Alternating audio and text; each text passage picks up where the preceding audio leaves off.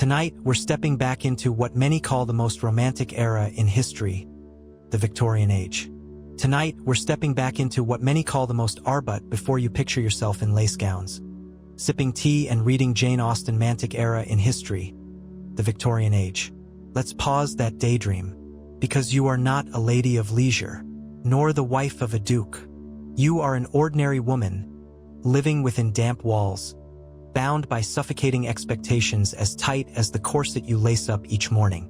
And if this story already smells a little strange to you, take a moment and hit like. Only if you're truly curious. Why women fainted in the streets and were still praised as elegant. Because in the Victorian Age, beauty wasn't enough. You had to be beautiful while unconscious. No one taught you how to live, only how to stay silent, smile, and keep your posture, even as the air runs out. And sometimes, to be seen as refined, all you needed was to faint at the right moment. Fainting wasn't weakness. It was etiquette, expectation, the corset crushing you like a criminal at the gallows.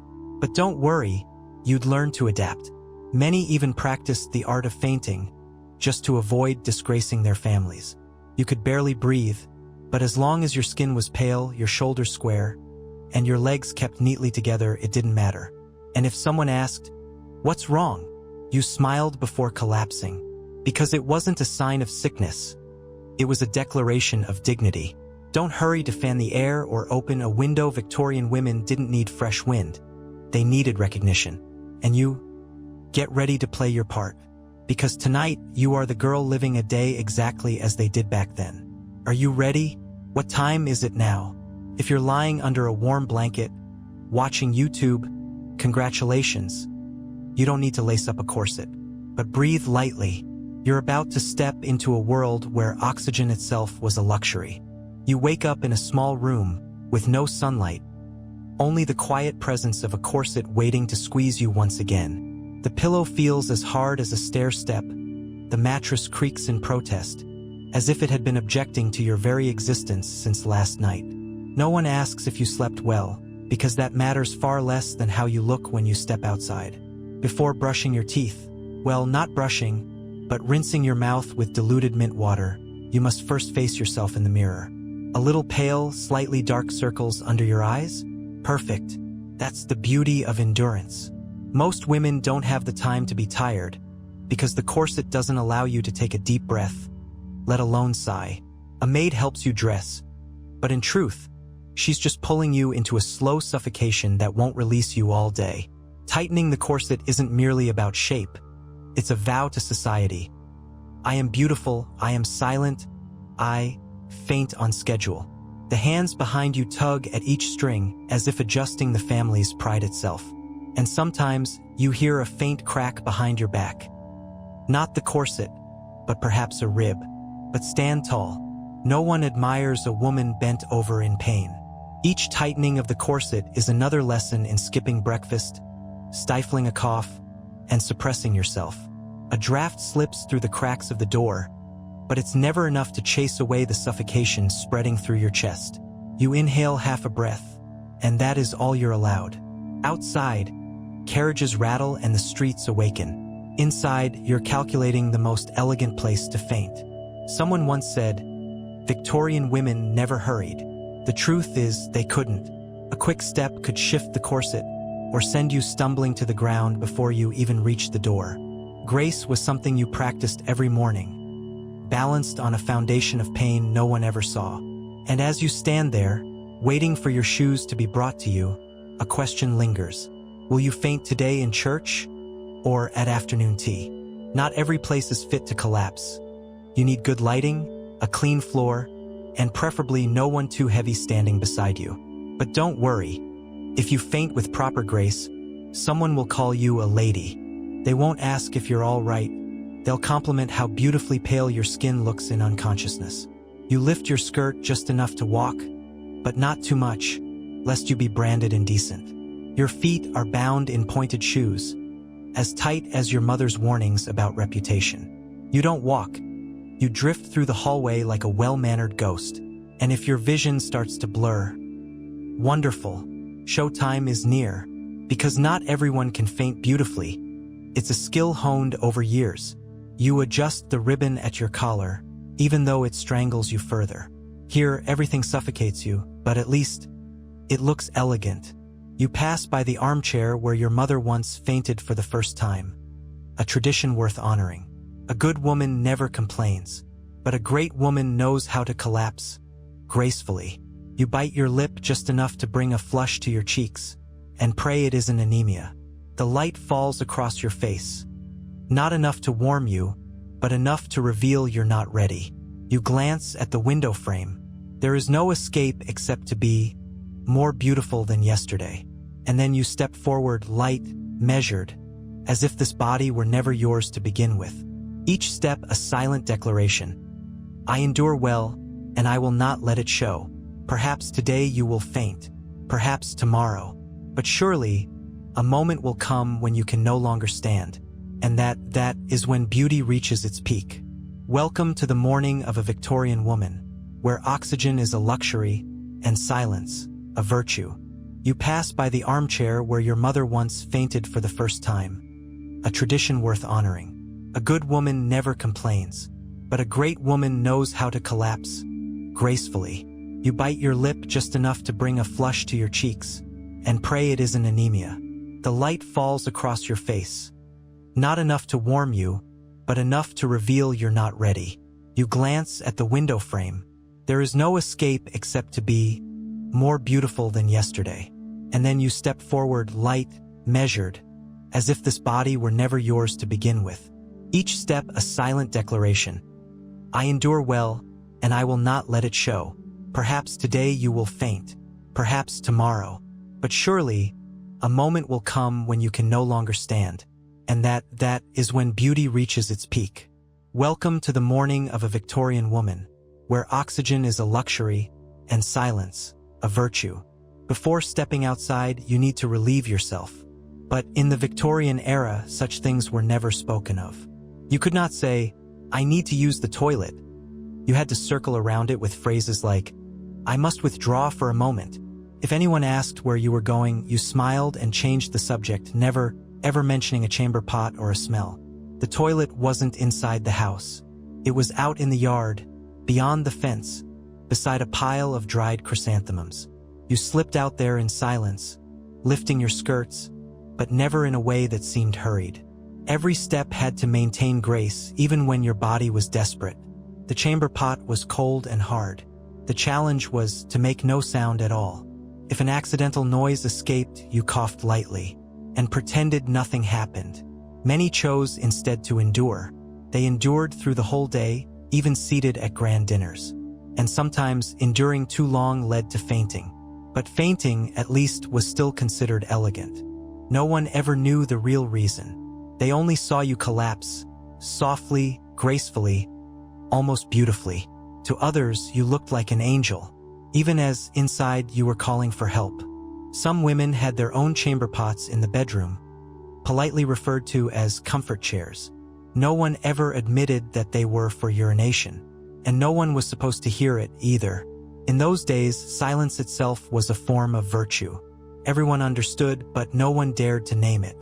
On the streets, women had no public toilets, because, as they said, a proper woman stays at home. If you needed to relieve yourself in public, the only option was to pretend you were faint. Some carried hidden devices beneath their skirts, not for luxury, but for survival. And some simply collapsed because they could no longer endure. But at least, fainting looked far more graceful than making a mistake. People whispered, "She faints so beautifully," but no one knew the real reason was her bladder. Bathing wasn't much better. Usually once a week if there was water, wood, and time. The tub was iron, the water cold, and it was shared. You were allowed 5 minutes, just enough not to be called lazy, and not long enough to be accused of vanity. Everyone bathed nearly fully clothed, because showing too much skin was deemed immoral. If you smelled, they said you were filthy. But if you smelled too nice, they said you were indecent. So you used only a few drops of essential oil, just enough to prove you made an effort. No one dared to wear heavy perfume. Scent itself was a political statement. If someone near you wrinkled their nose, you collapsed before they could place the blame. In this society, restraint was a virtue, whether holding your tongue or holding your bladder. The most skilled women could disappear for a minute and return as if they'd never left. But if the day's menu included bean soup, fate hung by a thread. You sat at the banquet table, wide skirts spread, smiling politely, praying everything stayed quiet. If a sound escaped, you glanced down at the wooden floor and blamed it instead. Elegance, at times, was nothing more than keeping a calm face while your stomach staged a revolt. If you've ever waited 30 minutes just to reach a cinema bathroom, you're prepared for Victorian life. But if coffee sends you running, you wouldn't last long here. In that era, relieving yourself wasn't a need, it was a test of composure. And if you failed, then you fainted. Like a lady. In this world, sometimes holding it in was enough to be called noble. After tightening your corset, holding your bladder, and keeping your back as stiff as a plank. At last, it is time for breakfast. But don't expect eggs, toast, or royal milk tea. Your breakfast is a piece of bread as dry as an old brick and tea as bland as gossip in aristocratic circles. If you're lucky, the bread is made from flour. If not, it's bran mixed with chalk to make it whiter. Eating too much is forbidden. There is no room in a corset for fullness. A good meal might satisfy you, but it could also make your dress pop open at the table. So women chose to nibble in tiny bites, like birds but without the joy. Bite too hard, and you're unrefined. Bite too quickly, and you're greedy. Bite just right, that's a survival skill. Every chew is a calculation. Have I been feminine enough? And if you burped, you might as well vanish from society for 3 weeks. So silence became the main seasoning at every meal. Want to enjoy food? Do it with your eyes, because the actual portions will never fill you. Everyone praised, "She eats so delicately, like a true lady." Without knowing you were about to faint from hunger, the tea was warm but never sweet. Too much sugar meant moral corruption. Drinking quickly was frowned upon. Sipping slowly was virtue, even as you prayed for another slice of bread. Some finished their meal with stomachs as empty as their faith in men of the era. And when someone asked, "Would you like more bread?" you had to reply, "No, thank you. I've had enough." Enough to survive until noon, but not enough to stay upright if you had to walk. Some ladies drank vinegar to look thinner, only to faint as soon as they reached the door. Others skipped breakfast entirely, so they could collapse more gracefully when attention was needed. If you asked, "Why not just eat properly?" Congratulations, you've just lost your social value. Eating is instinct, not eating is art. And you are not here to live well. You are here to look thin, because a waistline mattered more than blood pressure, and pale skin was luxury.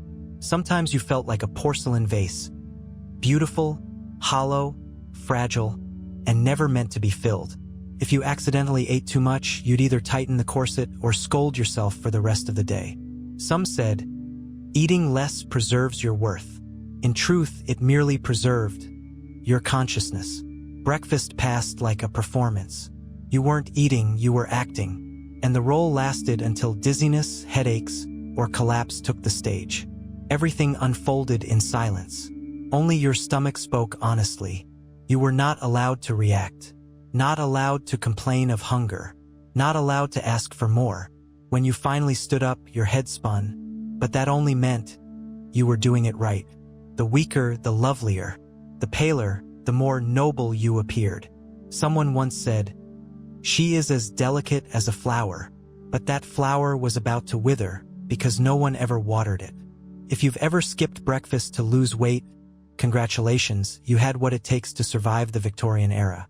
But if you need coffee and warm bread each morning, sorry, you're morally corrupt. Here, no one asked, "Are you full yet?" They asked, "Are you elegant enough?" And if you manage to remain standing after breakfast, congratulations, you've passed the first trial of the day. But don't get too comfortable. Lunch awaits, along with 3 more fainting spells. After a breakfast as light as mist, it's time to wrap yourself in 3 more layers of fabric, so you can sweat like rain. A Victorian lady never stepped outside with just one dress. The minimum was 3, sometimes 7. The outer dress must be wide. The underdress must be white. The middle one existed purely for modesty. If you think wearing all that sounds heavy, you're right. Could weigh 8 to 10 kilos, not counting the hat. And no one has yet mentioned the corset, cinched from morning till night, squeezing every breath out of you like an iron clamp. On top of that, gloves were mandatory because bare hands were a mark of disgrace. Collars climbed to the chin, sleeves stretched to the wrists, all to conceal the skin already pale from hunger. And beneath it all lay a body that was unbearably itchy. Lice did not discriminate between rich and poor. If you lived, you had them. They hid in your hair, crawled under your clothes, and especially adored the part of your back you couldn't reach to scratch. You must never scratch in public. A lady does not itch, or at least she must never show it. If the itch is unbearable, you may shift your shoulders slightly, pretending you are cold. Some women fixed iron hooks into the wall, then leaned their backs against them, scratching by proxy. The scent of camphor was used to chase away lice, but to others, it smelled as if you were preparing for embalming. Clothes were not washed often. Fabric was costly, soap was rare, and women were expected to stay busy. Many wore the same dress for an entire season, unless a wedding or a funeral forced a change. Each wardrobe change was a battle, 30 minutes long, requiring 3 helpers. Tiny buttons, drawstrings, metal clasps, none of which you could undo if you fainted. Thus, women learned not to collapse in private chambers, because no one could get in to undress them. Leather belts to keep the back straight, steel hoops to keep the skirt in shape, and a wide-brimmed hat to shield you from the sun, but never from your fate. The hat must tilt at just the right angle. Too straight and you lack femininity. Too far askew, and rumors of pregnancy begin. You step into the street carrying not just a wardrobe, but an entire fabric shop on your body, and an army of parasites thriving within it. Sometimes you hear a faint crackle in your hair, and you know it isn't poetry. Powder was sprinkled onto the head to mask odors. By day's end, powder plus sweat plus hair, a concoction never forgotten. When it rained, the skirts soaked up water, growing heavier. And still, you had to keep your posture. Tight shoes, lace stockings, hems dragging through filth. Every step was a small sacrifice. No one saw your suffering. They only saw your taste. A true lady was one who never revealed she was bitten, itching, and on the verge of fainting. So you smiled, even as your back felt aflame. And if the stench of old fabric made you choke, you learned to breathe lightly through your nose. Unspoken, but universal. Beauty did not mean fragrance. It meant knowing how to conceal the stench. In a world of lavender, camphor, and sweat, success was measured simply by not fainting. Once you crossed paths with another girl on the street. Wide skirts, pale face, trembling hands. Your eyes met, a slight nod, no words, yet both of you knew you were enduring the same torment. Fashion then was never about looking beautiful. It was proof you could suffer without complaint. And if someone asked, "Aren't you hot in that?" you smiled. You did not answer, because to tell the truth would mean cursing, and ladies did not curse. So you stayed silent, pulled your hat lower, and walked on as if born for this. Layer after layer after layer, fabric, then parasites, and still you remained the ideal woman. Itching? Forget it. For now, it was time to attend the tea party, where everything was sweet, except your life. You sit at the tea party, nodding, smiling, when suddenly, a sharp pain stabs your gums. It's the molar on the left, the one that's been throbbing for 3 weeks though you've told no one. Because refined women do not complain, not even when fevered with pain. In the Victorian era, there were no true dentists, only surgeons who doubled as barbers and sometimes as tooth pullers. They used iron pliers. No anesthesia, no gentle words, no counting to 3, just a single ah, and then blood and hope. Some fainted after the first tooth was pulled, bleeding on the floor. Others never fainted but never ate properly again. Even if you had money, anesthesia was rare. Pain was the mandatory cost of beauty. Bad breath was masked with peppermint drops, but the effect lasted only minutes. If you speak too much, they will notice. If you stay silent, they call you graceful. Your gums swell, your cheek balloons, Yet your face must remain composed, because that is virtue. Some rinse with strong liquor, morning, noon, and night, not to get drunk, but to forget the sensation of each tooth deserting its post, one by one. Toothbrushes then were carved wood with animal bristles, stiff, crude, and never replaced on time. Toothpaste? A mix of charcoal, ash, salt, and sometimes powdered human bone. No joke. Some even used urine as antiseptic, whispered in secret, never confessed aloud. Brushing was a ritual, not a cure. Everyone knew, but everyone pretended not to. A beautiful smile was defined as lips closed, eyes bright, and rotten teeth kept safely hidden inside. You learned to speak less, to kiss softly, to smile with your eyes, and to chew slowly if you had to eat at all. Fortunately, meals were bland and soft, so no one had to bite too hard into their own fate. Once a tooth was infected, all you could do was wait. Fever, delirium, and the faint hope of surviving. If not, you might die from a single tooth, the same thing people now have pulled while scrolling TikTok. Back then, cavities were feared more than lightning, because one you could see, the other you could not. Yet composure was mandatory. Even when grinding your teeth in agony, you dared not groan. You longed to scream, but that wasn't ladylike. So you chose to sit upright, bite your lip, and let the tears fall silently. If someone asked, "Are you all right?" you would nod, without opening your mouth. Because you couldn't. Perhaps you would faint after lunch. Not from hunger, but from pulpitis. At least you would faint quietly, and still look beautiful. Even if you could no longer smile. After eating less, breathing less, talking less, and smiling less, it was time to do more. Victorian women did not just embroider roses and recite poetry. They worked hard. If you were poor, you washed laundry, scrubbed floors, cleaned houses, carried water, from dawn to dusk. If you were better off, you watched children, hosted gatherings, sewed, tutored, also from dawn to dusk. The only difference was that the upper class called it graceful busyness. The lower class called it back-breaking exhaustion. But never allowed. Each morning, you folded the bed, lit the fire, swept the floors, and hung the laundry, while trapped in a dress wide as a camping tent. You cooked with wood, washed with cold water, and gathered every speck of ash as if it were a career. Don't expect help. The maid already fainted from her corset this morning. No one asked if you were tired, because good women didn't get tired, or weren't allowed to. If you sit and rest too long, they'll say you are weak. If you work too hard, they'll say you are coarse. So you must work while smiling, never letting your hair fall out of place or your face show sweat. Some collapse in chairs after 4 hours of cooking, but no one calls it exhaustion. They simply say, "She needs tea." Tea is the cure for everything. Fatigue, hunger, pain, sorrow, anger, even fainting. Unless, of course, you run out of tea. Then all that remains is the hot stove, endless chores, a crying child, and the silence in your own head. The work never stops, it only changes form. From carrying trays to darning socks. From scrubbing floors to teaching manners. You work like a machine, yet must still carry the composure of an oil painting. Whenever someone visits, you must bloom like a flower, even if the pot is burning in the kitchen. Women are forbidden from showing strain. Tears may only fall when the door is closed. If you have children, you are at once mother, nanny, and doctor, all inside a floor-length dress. If you don't, you will be asked, "Do you do nothing?"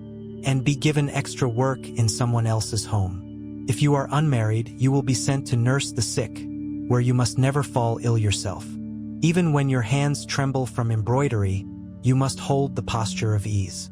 The more tired you are, the more polite you must appear. The weaker you feel, the neater you must look. Sometimes, after 5 hours in the kitchen without rest, you faint just as you carry the cake into the parlor. No one blames you.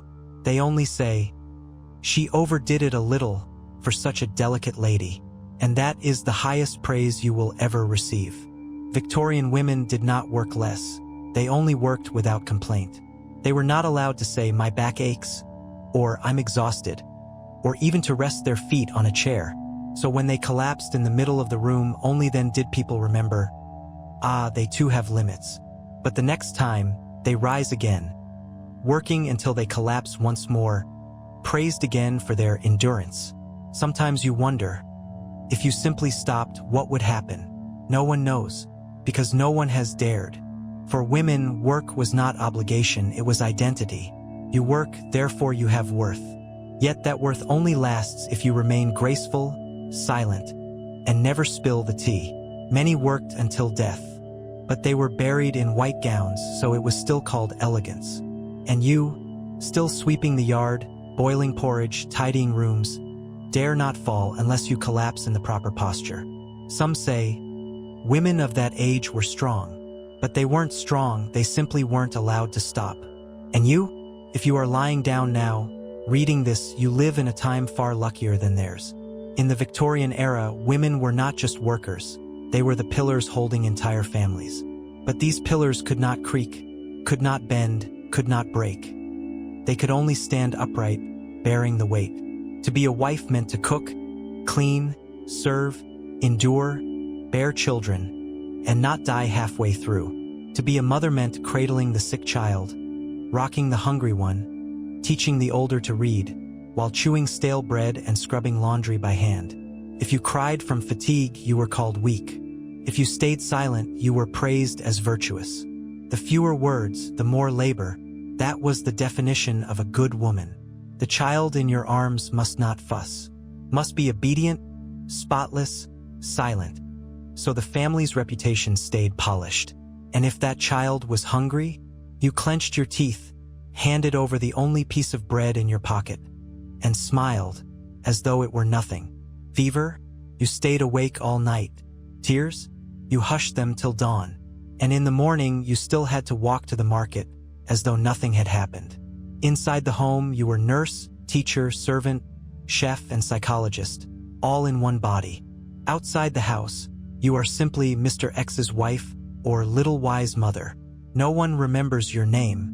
They only remember that you smile gently, wear a tidy dress, and know how to bake an apple pie that doesn't burn. If you have no children, you are pitted. If you have them too soon, you are reckless. With 3, you are exemplary. With 7, you are a breeding machine. And if one of them misbehaves, you are the first to be blamed. It's the mother's fault. You hear that phrase more than your own name. Daughters must know how to sew, pour tea, sit straight, and never laugh too loudly. Sons must learn manners, never cry, and it is perfectly normal for them to work by the age of 7. Have you ever seen a child carrying a bundle of firewood through the rain? That was called an admirable young laborer. Children had no toys. Their toys were their chores. A 5-year-old girl could fold napkins, wash dishes, mind her baby brother, scrub the floor, all before she could even spell her own name. Play is a waste of time, they said. Then forced the children to sit silently through 3-hour wedding feasts. The best-behaved children were the quietest ones. Any child who was lively was simply badly raised by the mother. Some boys worked in coal mines. Some girls stitched clothes for 10 hours a day. And when a child collapsed from exhaustion, people only said, "Going to bed early is good for their health." No one considered that they might just be weary. They're children, people insisted, as they shoved more firewood into their hands. Many mothers watched their children in silence, too afraid to sigh for fear of being called weak. Some gave birth to 6, buried 2, raised 4, and still had to sweep the neighbors' floors because their husbands had lost their jobs. No statues were ever built for them. They were mentioned only in the newspaper column of diligent housewives. There were girls who lost their mothers and lived with aunts. The aunt worked long hours, and the girl stayed at home to care for the baby. The baby was 8 months old. The girl was barely old enough to braid her own hair. "Tomorrow you will go to school." That promise stretched on until the child turned 15 and became a seamstress. Poor children had no childhood, only responsibilities. Wealthier children might learn piano or painting, but they still had to sit as straight as sentries.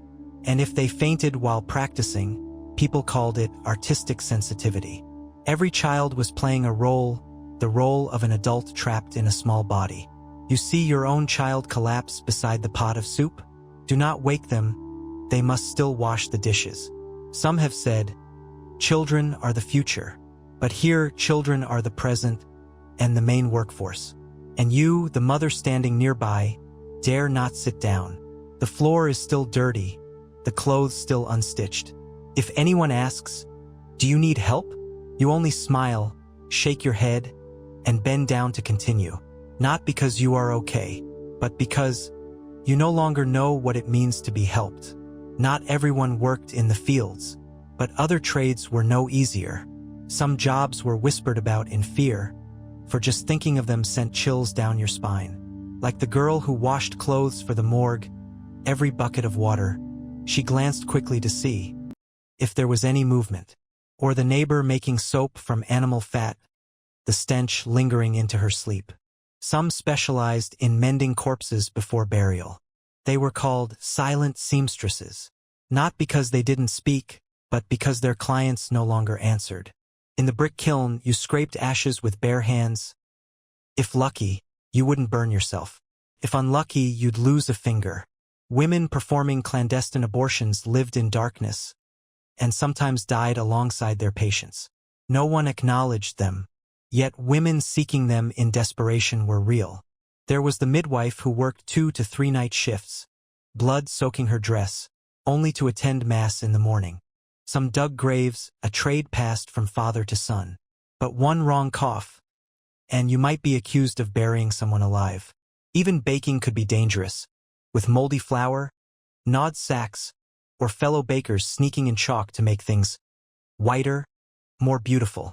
Hairdressers inhaled dye all day, only allowed rest when their own hair fell out. Hotel chambermaids who were harassed had to smile. Resistance meant losing both job and reputation. A girl guarding a steam room got paid with the chance to smell the rich.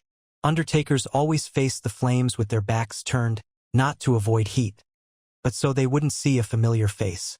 Women working in mines did not do so for love of stone, but because the husband was gone, the children hungry, the house collapsed. Every descent into the pit was a wager with death. And nobody called it bravery. They simply said, she has a hard lot. And that was it. A child crawling inside chimneys to scrub soot, one slip and they were trapped forever. Such jobs never appeared in newspapers, yet they always existed, at the end of alleys, behind rotten wooden doors. Some delivered babies for an entire village without ever being called a doctor. Others wiped blood in operating rooms, their names forgotten. Ask, is this work dangerous? And the answer is, depends on the day. Some days pass quietly. Some days someone never returns. Yet the work goes on. For if you do not do it, someone else will. And if you faint on the job, make sure you fall without spilling onto a client. One trade, 2 hands, 3 layers of smoke and dust, and a single reminder in your mind. Do not stop. Everyone thinks you are strong. In truth, you simply have no choice. While sweeping blood, wrapping corpses, untangling stiff hair, you must maintain a professional smile. No matter how beautiful you are, you cannot conquer Victorian England's weather. Winters bite like stone. Summers suffocate like meat in a steamer. Your home has no heater, only a tiny coal stove, like a spark of hope. Coal is expensive, firewood scarce. Each flame lit burns through dinner money. You sleep on a wooden bed, covered with wool blankets, praying that rats do not bite your heels in the night. Morning breath is visible, but complaints are forbidden. Polite women do not tremble. Your hands crack, lips turn purple. Yet you must still wear makeup and gloves. Some wore 3 layers and still froze stiff in church. The doctor said, she is moved by the sermon. In reality, she was on the verge of freezing. Bathing in winter is either an act of courage or intentional suicide. Water as cold as ice, no faucet, only a tin basin. You wash your face and feel your soul shrink. Summer is no relief, your clothes trap heat like a mobile steam oven. Multiple layers, high collars, long sleeves, you are a walking boiler. You must not remove clothes. Do not fan vigorously. Do not sweat visibly. A proper lady remains dry, even when she's simmering inside. Every step in summer makes you wonder, am I beautiful or am I wilting? Some faint from dehydration at afternoon tea, yet everyone claims it is romantic sunstroke. No one offers iced water, for they believe cold drinks corrupt women. You sip your hot tea, dreaming of a breeze that has never come. You crack open a window. The smell of horses, open sewers, and street vendors immediately floods in. London's summer air is a blend of smoke, sweat, and extinguished hopes. Still, you must sit upright, lips red, eyes sparkling, as if never having heard of heatstroke. Some walk the streets with scented handkerchiefs, pressing them to their faces when about to faint. Others sniff salt to revive quickly without losing dignity. Hot or cold, you must never lose composure in public. Too cold? Press your lips together. Too hot? Inhale through one nostril. No one teaches this, but everyone does it. For curling under a blanket in winter brands you weak. Complaining about heat brands you undisciplined. People admire women who endure, but never women who truly suffer. A girl froze to death in her room, hands clutching an open Bible at the page marked Patience. An old woman collapsed in the market from the heat. People waved a fan and went on buying vegetables. Death by weather was common, yet no one dared to speak of it. You learn to keep warm with thin soup and maintain alertness through social ritual. You may not wear a skirt above the knee, even under scorching sun. Shoulders must remain covered, even when the eastern wind lashes your neck. Though your body is drained by the elements, you must appear as if you've stepped out of an oil painting. And if you faint, faint in the right place at the right time, and don't drag the tablecloth down with you. Weather does not kill instantly. It wears you down, every layer of clothing, every breath, every fingertip. But whether frozen or overheated, you must remain beautiful. If not, then at least faint silently. If you wake with an itch, congratulations, you are not alone. In Victorian times, lice, bedbugs, fleas, and other pests shared your bed. Not because you were dirty, but because society collectively hosted an underground ecosystem. Beneath the wool mattress lies a kingdom of parasites, thriving while you sleep. Weekly laundering was impossible. Sometimes once per season was a luxury. Cotton holds dampness, wool traps odors. Ideal conditions for a thriving insect society. Every scratch reminds you someone lives on your skin, though no one speaks of it. Scratch too hard, you tear hair. Scratch in public, you lose dignity. Scratch discreetly, the recommended solution. Lice spread from hats. Everyone wears hats. Therefore, assume everyone has them. Some mix talcum powder with camphor to drive pests away, leaving hair white and smelling like a morgue. Bedbugs are more stubborn, bites painless at first, but by morning you feel lightly tortured. Ever seen bites in a neat row? Not an allergy, the signature of a bedbug. Candles were believed to repel lice, and sometimes burned the curtains instead. Vinegar, boiling water, crushed tobacco, all made hair reek, but the pests remained. If you accidentally kill a louse, be discreet. Success can earn judgment. Your bed might be fine oak, but if you hear tick-tick, sleep tight. Winter, bugs hide in socks. Summer, they crawl over your shoulders. You pretend ignorance.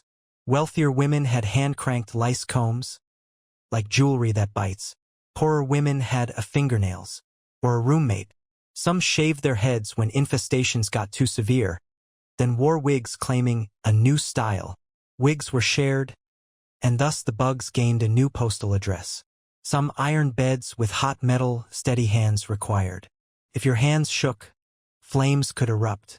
Every night is a battle between you and hundreds of rent-free organisms. But you may not complain. Complaining is ungentlemanly. Scratching too hard is uncultured. So you scratch only when no one watches, and when someone does, you smile as if life were poetry. People praise your decorum, though in truth, you are merely surviving endless itching. If you once thought mosquitoes were enemies, try living with lice in your collar for 3 months straight.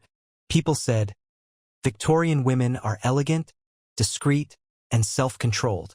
They did not mention One hand could comb lice, while the other embroidered a handkerchief. And in the dark, when you turn to sleep, hundreds of creatures do the same.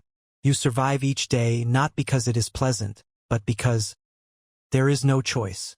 Every morning you drag yourself from bed like an unserviced machine. No one asks what you want. Only, are you done? Your beauty is maintained not for pleasure, but for the approval of others. Your posture is held not for health, but for family honor. Sometimes you dream of letting go, sitting down, shouting, "I am tired."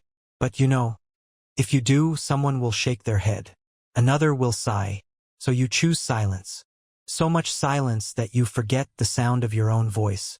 Each day is a performance. You are the lead role, unpaid. Your audience. Husband, children, neighbors, stern aunts, and the vegetable seller at the corner. They watch you live, to judge, not to understand. Sometimes you sit in the middle of a room, broom in hand, eyes staring into the distance, while your mind is empty. This is not meditation. This is freezing your emotions to survive. No one teaches you to love yourself. They only teach you to serve others. You do not learn to dream, only to sacrifice. Once you wanted to write a letter to yourself, and forgot because there was still dinner to cook. Once you thought of cutting your hair short, but stopped because it wouldn't look proper. You have no private space. Personal room is a luxury. Privacy is an alien concept. Sometimes the house has only one mirror, and you see yourself only when others are asleep. In that moment you wonder, is this really me, or just a mannequin in a sweat-stained dress? Then you wash your face with cold water, dry it with a rough towel, and continue your role. You once wanted to read, but after 3 lines the baby cries. The stove catches fire. The rice boils over. By the time you are free, your eyes are heavy, your hands ache, your face darkened, and you no longer feel the need to read. Gradually, you stop thinking about dreams. You think only of reputation and dinner. Dreams require time, energy, and someone to support you. You have none of these, so you live not to live, but to avoid scrutiny. Some days you wish to faint, just to lie down, to do nothing. But if you collapse at the wrong time or place, you will be blamed for disturbing others. People say women are strong. But in truth, women are simply those who are not allowed to be weak. Some die from overwork. Yet their tombstones read, "A devoted wife." You know it is unfair, but you dare not speak. Once, you stood by the window watching the rain, imagining yourself disappearing. Not because you wanted to die, but because you wanted to cease existing for a moment. To breathe. To not be forced upright. To not be held in posture. To not ask permission to use the toilet. But then your child cries. Your husband calls. The pot burns. And you return. Because without you, everything falls apart. Yet no one remembers this at the end of the day. They only recall that today you oversalted the soup, or forgot a stitch. You remember the emptiness and your swollen feet in shoes too small. But you say nothing, because speaking, no one would hear. You go to bed, not to dream, not to pray, only hoping tomorrow does not start too early. In sleep, you imagine yourself falling. No pain, no shame, no blame. Perhaps that is freedom. A freedom you only have when you pretend to faint. So tomorrow, if someone asks, "Why did you faint?" smile. Because the truth is, you've been exhausted for 3 years. Today is just the right time. And if they see you beautiful as you fall, at least you've played your role perfectly until the last moment. Victorian women did not rebel. They simply collapsed in proper posture. No one carved their names into history, yet every burden that passed through their backs remains. Some died fastening a husband's buttons. Some left while rocking a child to sleep. And if you survive all of it, you need admire no one. You yourself are the symbol of persistent silence, unglamorous, yet never disappearing. Twilight falls. You notice no change, for the house has been dim since morning. You walk down the corridor, hands tracing the wall like a sleepwalker. The kitchen still smells of wood, stew, and damp laundry. Something inside you hasn't dried either, perhaps your eyes. You sit on the edge of the bed, not removing your hat, not loosening your dress. You have no strength left. One foot still in a shoe, the other swollen and bruised, but you no longer notice. You look out the window. The moon is dim, but it need not shine. You have no time to admire it. The wind whistles across the roof, like someone calling your name, yet too timid to enter. You place your hands on your knees and realize you have sat motionless for 20 minutes without a single deep breath.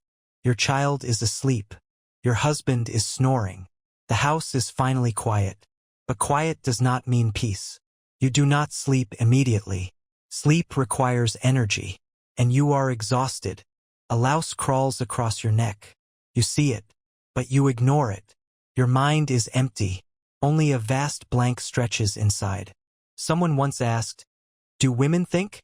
You smile. No answer. Not because you don't think, but who cares about the answer? You lie back on the bed. The mattress sinks as if embracing your fatigue. The corset is still on, but you do not intend to remove it. You close your eyes, hoping tomorrow passes a little faster. No happiness needed, just less pain, less itch, less scrutiny. Every day is a performance. Tonight is your brief escape, a few hours offstage. Sometimes you wonder, what if you never wake up? But then, you open your eyes, sigh, and remind yourself, no daydreaming, because tomorrow morning you still rise before the sun to cook breakfast that no one will thank you for. You lie on your side, pillow hard, back aching, but no one sees, no one asks. They only remember that today you didn't smile much and seemed distracted while pouring tea. But you remember you skipped lunch, and your belt has been tight since morning. You are still alive, though uncertain if that is cause for celebration. In Victorian times, surviving a day, sometimes that was the greatest achievement of all. You haven't fainted, but you are barely conscious. If someone were to enter now and ask, "Are you okay?" you would nod, because saying no helps nothing. It only makes you appear weak. And a beautiful woman is one who hides her collapse behind pursed lips. Perhaps tonight, you will dream of running no dress. No one calling you back. No need to stop. But maybe you won't dream. Your body is too exhausted to conjure any image.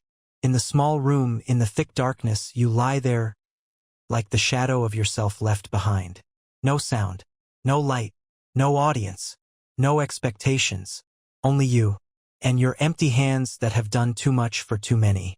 You haven't fainted, but you have melted, bit by bit, every day, in silence. And that, dear reader, is an ordinary day in the life of an unlucky Victorian lady, born into the wrong class.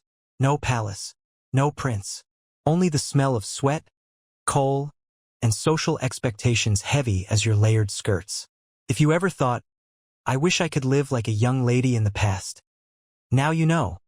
That wish belongs in the history books, because beauty then was not for living, it was for enduring. No heavy breathing, no eating much, no lounging, yet always poised. You cannot show anger, but fainting in the market earns praise for delicacy.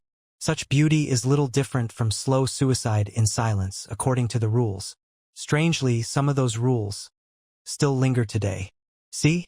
Phrases like "women must" haven't vanished entirely. Even without corsets, there are still things that tighten women every day with glances, criticism, and even virtual likes. If you've read this far, you probably understand. Every era has its price for the word beautiful, and women have always been the first to pay. But this time, at least, you have the right not to pay anymore. You don't need to faint to get attention. You don't need pursed lips to be praised as graceful. You only need to be yourself. Truly. No sucking in your stomach, no bowing your head. And if you feel as though you've just returned from the 1800s after this video, then welcome back. Thank you for following all the way.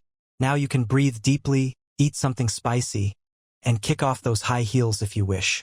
And if you think this video deserves it, leave a like a handshake between those who have survived the standards. If you want to hear more strange yet familiar stories, subscribe and I will continue. Because sometimes the best way to understand history is to live a day in it and then step out freer than before. Hey guys, today I want to tell you a strange and slightly chilling story about the final days of Queen Elizabeth I.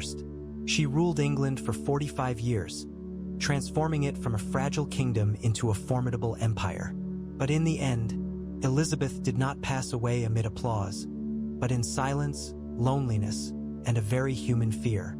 No heroic declaration, no historic last words. She simply stood still and gradually faded away from the world. Records from the time say she refused to lie down for days, afraid that if she did, she would never wake up again. And indeed, she stood like that until her body no longer had the strength to keep her alive. Have you ever wondered, what could make such a powerful woman feel fear like a child? Was it illness, the dread of aging, or the weight of past decisions coming back to haunt her? In this video, we'll explore every small detail to understand what really happened. And if you find untold historical stories like this one fascinating, don't forget to like, subscribe, and hit the bell so you won't miss the next part. Back to the story. It was spring of 1603 at Richmond Palace, where Elizabeth spent her final days. She wouldn't let doctors in, wouldn't allow anyone to mention death, and wouldn't let anyone touch her. The servants were only allowed to stand outside, listen quietly, and wait for something. But nothing came. No cries of pain, no calls for help.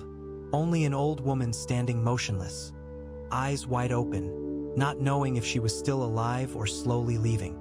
Many later said the room barely felt alive, as if life had slipped away long before anyone realized. For hours on end, she said nothing, ate nothing, drank nothing. She just stood there. Some say it was the final pride of a queen. Others believed it was a long, drawn-out delirium. But everyone agreed on one thing. No one had ever died in such a strange way. And what frightened people most was that no one dared to say she had died. Until several days later, the room where Elizabeth spent her last days didn't feel like a place for the living. It felt like a waiting room for death, but no one dared to say it aloud. Everything was covered in red velvet, but the curtains were always drawn, as if even sunlight was not allowed to disturb her. The chair by the window still bore dried tea stains. No one had seen her touch her final meal. No voices, no music, no signs of ordinary life. Servants were ordered not to enter unless called, but that call never came. She didn't lie down, didn't rest. For 3 straight days she stood without stepping even half a foot away. No one in the room dared admit they might be looking at someone who was already dead, but not yet declared. One servant whispered that her eyes were empty, unblinking, unresponsive, just staring into space. They kept replacing the candles, because she wouldn't allow the darkness to enter. But that light, some said, was even more terrifying. Some believed she was still conscious. Others thought she was already gone. Only her body hadn't collapsed yet. The royal physicians were present, but none dared step through the door. They left written messages, hoping for a reply, but no one knew if those notes were ever opened. Fear began creeping in, not just because she might have died, but because no one wanted to be the first to say it. A young maid said she tried to get close, to listen for breath, but in the end, she stepped back, too afraid of the answer she might hear. Because if the queen was still alive and angry, the consequences would not be pleasant at all. But no one wanted to just stand there, waiting in silence, in a room that felt like it had stopped breathing. Some rotated shifts, just to escape the feeling that the room itself was watching them. Elizabeth's fingers began to curl, her face sunken, yet no one made any official move. No cry of pain, no final words, no clear movement to confirm what had happened. They say there was a moment, just a few seconds, when the entire room fell into absolute stillness. Not because someone commanded it, but because everyone felt the time had come. An older maid burst into tears, only to be quickly told to remain silent. She didn't cry out of grief, but because no one had the courage to say, "Our queen is dead." No doctor confirmed it. No official record was written at that moment. Only absence, a hollow space stretching in the dim candlelight. A servant walked behind Elizabeth, exhaled gently, then softly called her name. There was no response, and that was when the room finally accepted what they had avoided for 3 days. Elizabeth I, the Queen of England, was gone. No grand ceremony, no ringing bells, no shouted announcement, just prolonged silence and glances that avoided meeting one another. Someone quietly closed the curtain, as if to shield the room just a little more. The candles still burned, but the light no longer felt warm. And the woman who once stood against the Pope, the Spanish army, and even the biases of her era, ended her life standing. No one spoke of it for many days afterward, as if acknowledging it was somehow taboo. Only when an official decision came from the Royal Council was her death formally announced. But by then, the rumor had already spread across the city. People said she had died 3 days before it was recognized. Some believed she was still alive for hours after being mistakenly thought dead. But others claimed everyone knew the truth. They just didn't want to be the first to say it, because everyone feared that if they spoke too soon, they would bear the burden of a truth the nation wasn't ready for. After Elizabeth's death, people began to question the way she was cared for, and noticed something odd. No one had physically touched her during those final days, not due to a lack of doctors, but because they had all been trained to observe, not to act on anything uncertain. At the time, uncertain was just another way of saying, better leave it alone. Some believed that bloodletting might rebalance the body, but no one dared attempt that on the most powerful woman in the land. She didn't allow it either. Perhaps she knew that one more drop of blood would mean she'd collapse. There's also a theory that what truly ruined her health was the very makeup she wore every day. Venetian ceruse, a fashionable white powder, contained lead and mercury. She had used it since youth, and by the end of her life, she almost never appeared without a thick layer of it. Her skin had eroded, as thin as paper, yet the powder sat on top like a mask. One physician once wrote in his diary, "You could not tell by looking at her whether she was smiling in pain or no longer there." Many modern experts believe that toxins from her cosmetics slowly entered her bloodstream, causing organ failure. But to the physicians of her time, it was simply a constitutional issue. They prescribed rosewater, plasters, and a mix of herbal roots, with instructions to get some rest. No one dared suggest removing the white makeup. That was the last thing Elizabeth still had control over. Instead, they stood around her, as if waiting for a miracle or for someone else to take responsibility. One person proposed rosemary inhalation therapy, placing leaves in cloth bags and hanging them around the room. Another suggested lighting more candles, because light will help the soul stay. No one brought painkillers. No one spoke of death. They only noted weak pulse, shallow breath, unresponsive to voice, and they left her standing there, untouched, untreated, undiagnosed. Perhaps they feared being beheaded if Elizabeth suddenly woke up and they had given the wrong medicine. Or perhaps they simply did what the court expected: remain silent, protect her image, and wait for orders from above. During that time, the mercury jar remained on the dressing table as a silent reminder. It was a symbol of the price of beauty and power when combined with isolation. No one touched the jar. No one removed it. It was still there, even days after Elizabeth was taken from the room. A servant wrapped it in cloth, not out of fear of poisoning, but fear that she might come back for it. In a society that believed royals were half human, half divine, uttering the word dead about the Queen was forbidden. Instead of a clear statement, they used the phrase, "She has entered eternal stillness." And in that stillness, England began to shift, though no one truly knew what would come next.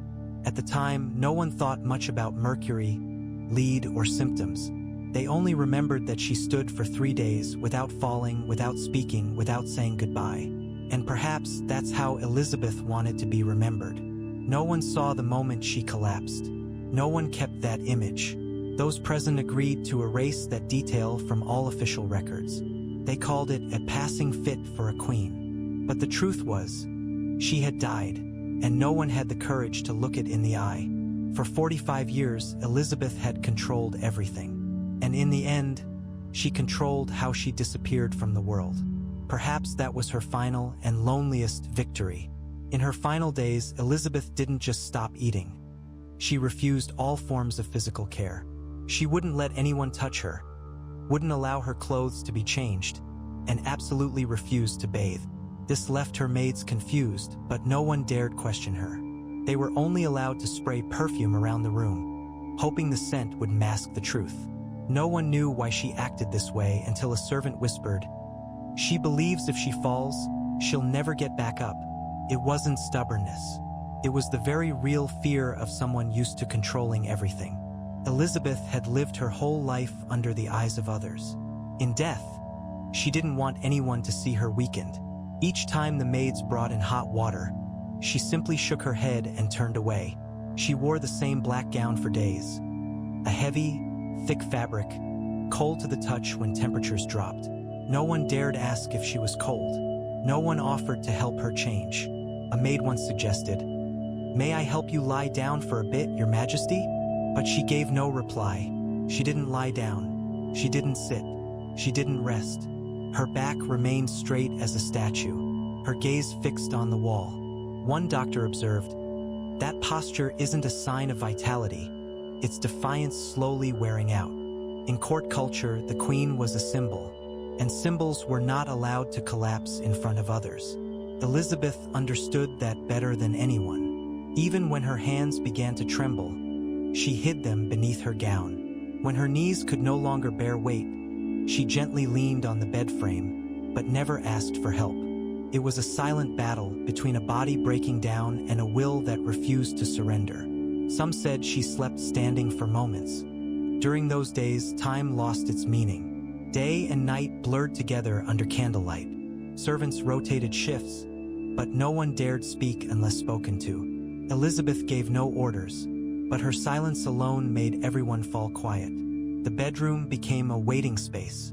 No one knew what they were waiting for, but they all felt it. The smell in the room began to change, from herbs to something indescribable. A servant trained in medicine tried to stay calm, but eventually asked to be reassigned. Candles burned out faster, as if the air itself had changed. Many couldn't bear it anymore, but still stood guard because no one wanted to be the first to leave. They said, "She's still alive. We cannot leave while she's still standing." And they were right. Elizabeth still stood, still unmoving, still unyielding. In a vast palace, among hundreds of people, she was the only one who no longer knew what rest was. Perhaps she believed that as long as she stood, time wouldn't dare move forward. Perhaps standing was her last way to hold on to the crown, even if only for a few more hours. No one knew what she was thinking. No one knew if she could still think at all. But everyone in that room understood. They were witnessing something that had never happened before. A queen who refused to rest, refused to fall, refused to vanish. Even when every sign showed she was utterly exhausted. Some thought it was pride. Others saw it as loneliness at a level beyond words. And as always, that loneliness was hidden beneath the hem of a long black gown. Not a single word was spoken. No one was allowed to ask how she felt, because this was the queen, and the queen was not allowed to be weak, even when facing the very end of life. That's why Elizabeth said almost nothing for many days in a row. A lady-in-waiting tried whispering into her ear, hoping for a response. But all they heard was a faint, broken breath. It wasn't that her will was gone. Her body simply no longer allowed words to come out as they once did. For years, Elizabeth ruled with intelligence and words. Now both faded like smoke. She had once silenced an entire parliament with a single sentence. Now, she couldn't even hear her own voice. One doctor suspected her mouth had begun to decay due to metal compounds in her makeup sinking too deep. The attendants noticed something had changed. Every time she tried to move her lips, no sound came out. The closest person to her saw. Her tongue had darkened, as if blood no longer flowed properly. Her teeth, already weak, had become loose and visibly discolored. Her smile, once a political weapon, was no longer an expression, but a painful memory. Some believed Elizabeth suffered from a long-standing mouth infection, but no one dared to treat it. There were no antibiotics, no anesthetics, and no one would dare suggest pulling the queen's teeth. Even a mild fever could turn fatal, especially in a body already worn out. But that exhaustion didn't come overnight. It built up through years of enduring, maintaining image, and living under absolute pressure. An old maid who had served her since youth recalled, "I've never seen her this weak, yet I've also never seen her let it show." And that was the tragedy. Elizabeth wouldn't let anyone see her pain, even when it had reached the bone. Someone tried offering her warm honey water, but she wouldn't open her mouth. Another gently placed a hand on her shoulder, hoping for a confirming glance. There was no response, no rejection, no agreement. She simply stood there, mouth closed, gaze scattered, and all that was once speech, now gone. A young servant whispered, "If this is a performance, she's the only one who knows when to drop the curtain." But the performance dragged on, and the audience began to worry they might not last until the end. No one spoke for her. No one had the authority to say what the entire nation was waiting to hear. And so they waited, in silence, waiting until the final word that no one heard no longer had a chance to exist. In the diary of a courtier, a line was written, "We were forbidden from saying the end, but silence spoke for us." No one recorded Elizabeth's last words, because perhaps there were none. Greatness doesn't always die to applause. Sometimes it vanishes in a room no one dares breathe loudly in. And so, words, the very thing that once empowered her, were the first to abandon her. The last doctor left the room without saying a word, leaving only a simple note, no longer responsive. It wasn't a diagnosis. It was the coldest truth of old medicine. Sometimes doing nothing is still a decision. The remaining attendants kept their watch. No one knew if it was to protect her or to keep her from leaving one final time. The room remained unchanged, curtains drawn, candles still burning, and the woman who once made all of Europe bow could no longer utter a single word. That silence wasn't merely an ending. It was the entire final chapter written in blank space. Some rulers die in war. Others pass amidst trumpets and flags. But Elizabeth, she chose to stand still, without speaking, without tears, without complaint. That ending, so quiet it would be disrespectful to try making it louder than it truly was. And in the dim candlelight, an era came to a close, not with bells, but with a mouth fully sealed shut. No farewell was needed, no rushed funeral, only a woman standing, then quietly walking into the next world. The greatest issue wasn't that she had died. It was that no one dared say it first. She still stood, body leaning slightly, eyes half open, hands hanging loosely. But there was no movement, no breath flickering through the candlelight. A guard whispered, "If she's alive, why is she so cold?" Another replied, "If she's dead, how is she still standing?" No one stepped forward to check. No one wanted to be the first to touch the queen, even just to be sure. A doctor was summoned. He peered through the door crack, then stepped back, his face pale. He simply said, "I'm not authorized to make a diagnosis without orders from the council." And so the entire court watched. No one left the room, but no one approached either. A motionless figure stood at the center of an empire, freezing everyone's thoughts. The candles burned to their ends, wax dripping to the floor like signs of what no one dared say aloud. A maid sobbed silently, but no one comforted her, because everyone was staring in the same direction. Seconds stretched into minutes, minutes into hours. No one knew exactly when it started or when it might end. Some began to breathe heavily, others clenched their robes tightly just to stay grounded. Then, a faint sound, a soft rustle of fabric, but no one could tell where it came from. All eyes turned to Elizabeth. No change, no reaction. That was when everyone understood. This was no longer a living person, but not yet someone gone. A liminal space freezing the room in suspended time. No one spoke, no one moved, and in that moment, perhaps everyone thought the same thing. If she's still here, what are we supposed to do? A young soldier trembled and slowly backed toward the door, as if fearing the hovering truth might cling to him. An old advisor murmured something in Latin, sounding like a plea for peace. No one scolded him, for no one knew what else to do. The bravest lady-in-waiting placed her hand on her chest, not on the queen's, but on her own, just to check that she was still alive. A strange moment when the living began to question their own reality, because one person had stood too long in silence. At last, a voice broke the stillness, softly, slowly. "Perhaps it's time." But no one replied, no one reacted, no one moved. And so, they all stood a little longer, not because they didn't know what had happened, but because no one wanted to bear the weight of ending an era. She still stood, and until someone officially declared otherwise, she was still the queen. After everything settled, people began to ask questions, not about how she lived, but why she died the way she did. Medical scholars in later centuries tried to reanalyze the symptoms. Exhaustion, silence, loss of reflex, and standing motionless for days. Some suggested an infectious disease, but if that were true, why didn't anyone else in the palace get sick? Others leaned toward a cardiac cause, but no one ever checked her pulse in those final moments. A common theory is heavy metal poisoning, mercury, lead, and compounds in her cosmetics. Modern doctors agree that with prolonged use and unregulated doses, that could very well be the cause. But one theory still unsettles many, that her death might not have been natural. No one dared say poisoned, but everyone knew the court had no shortage of people eager to see the throne vacant. Elizabeth never married.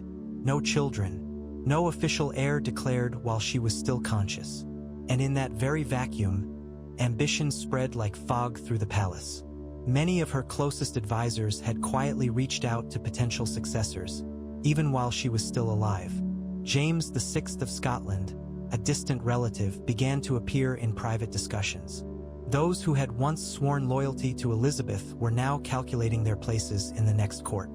And the striking thing was, everyone knew her health was declining, but no one stepped in to stop it. They didn't harm her, but they didn't save her either. No one brought better medicine. No one insisted she rest.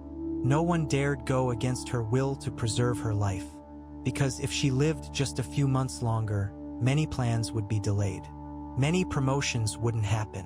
In a palace full of power, sometimes the quickest way up is to wait for the one above to disappear.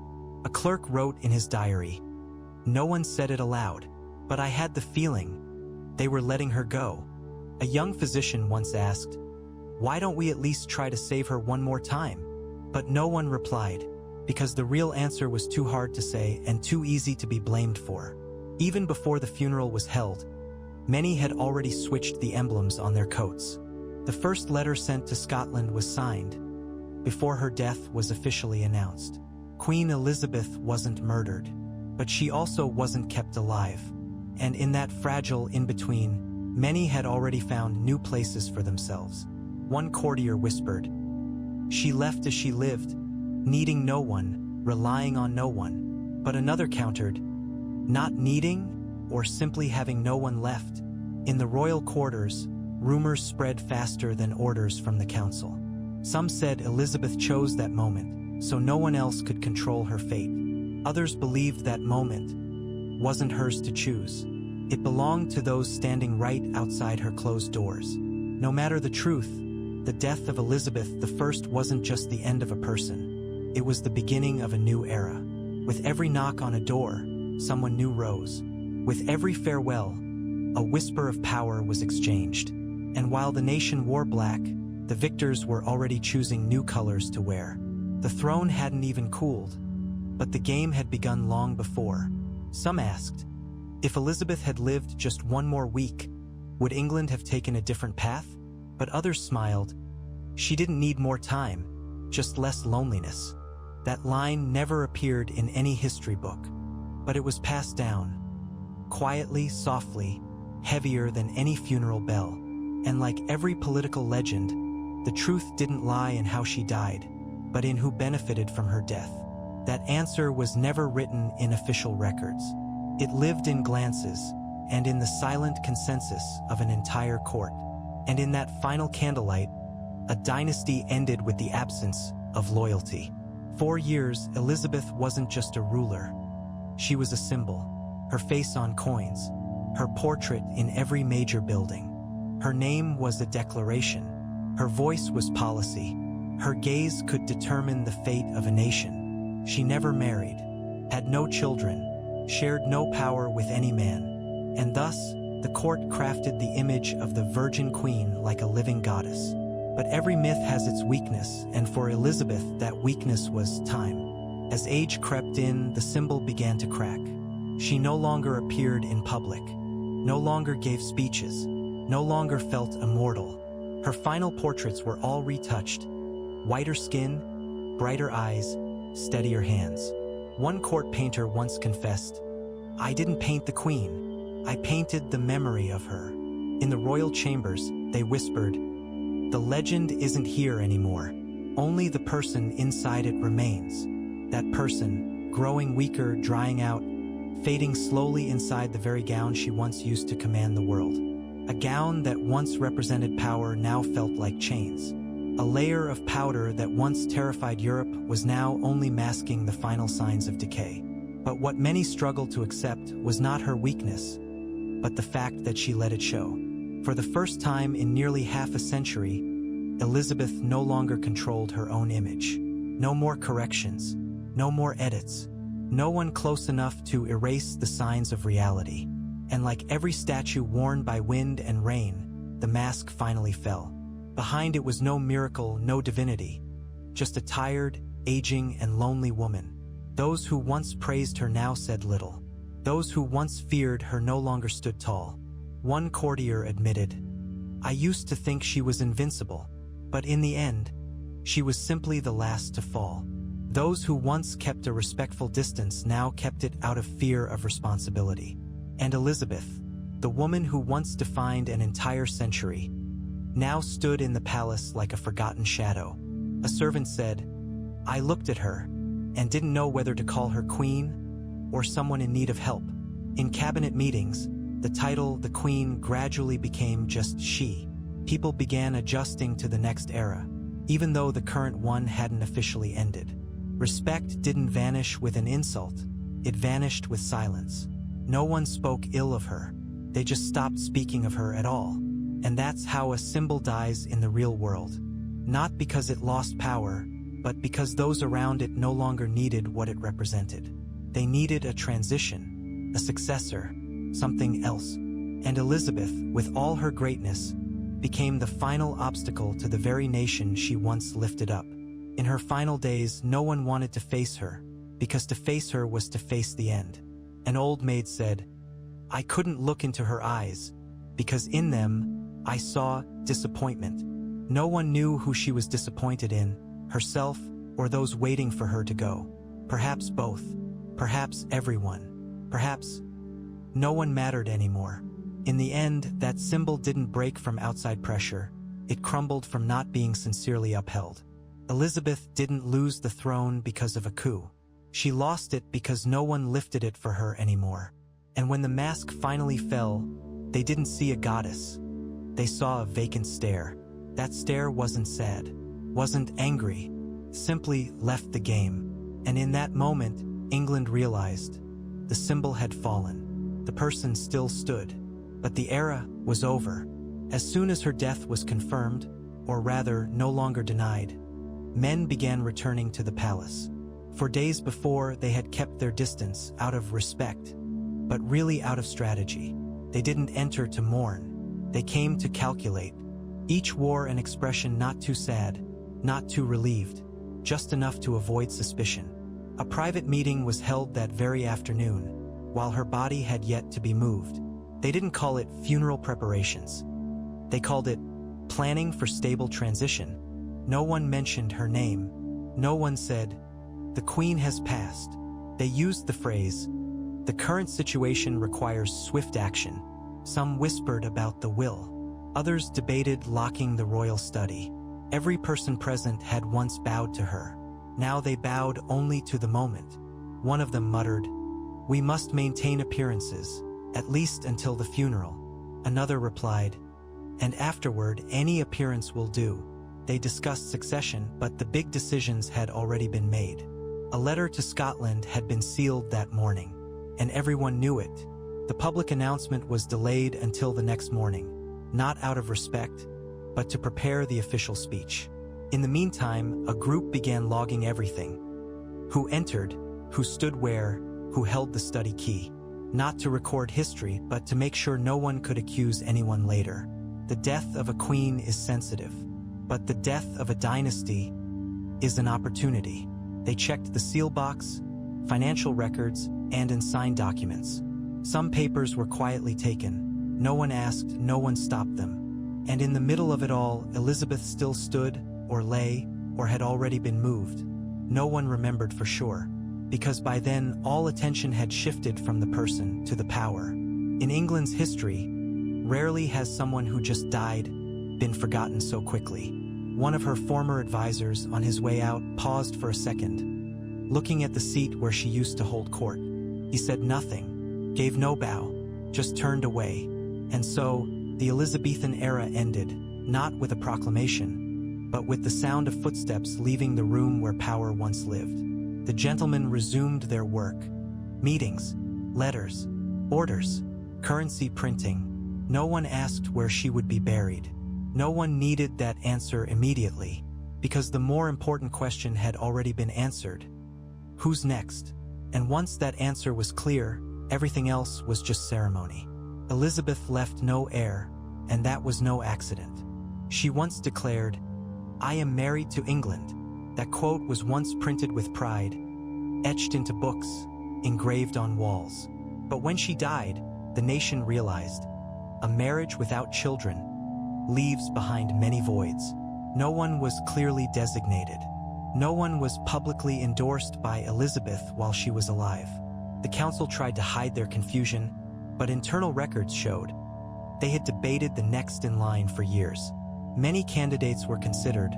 Most were distant relatives or former political rivals. James VI of Scotland emerged as the safest option, not because he was loved, but because few choices remained. Elizabeth's decision not to marry was once hailed as proof of her independence. But after her death, it became evidence of a dynasty without a successor. Historians call it the silent succession crisis. No civil war, no power grabs, but also no clear sense of what to do next.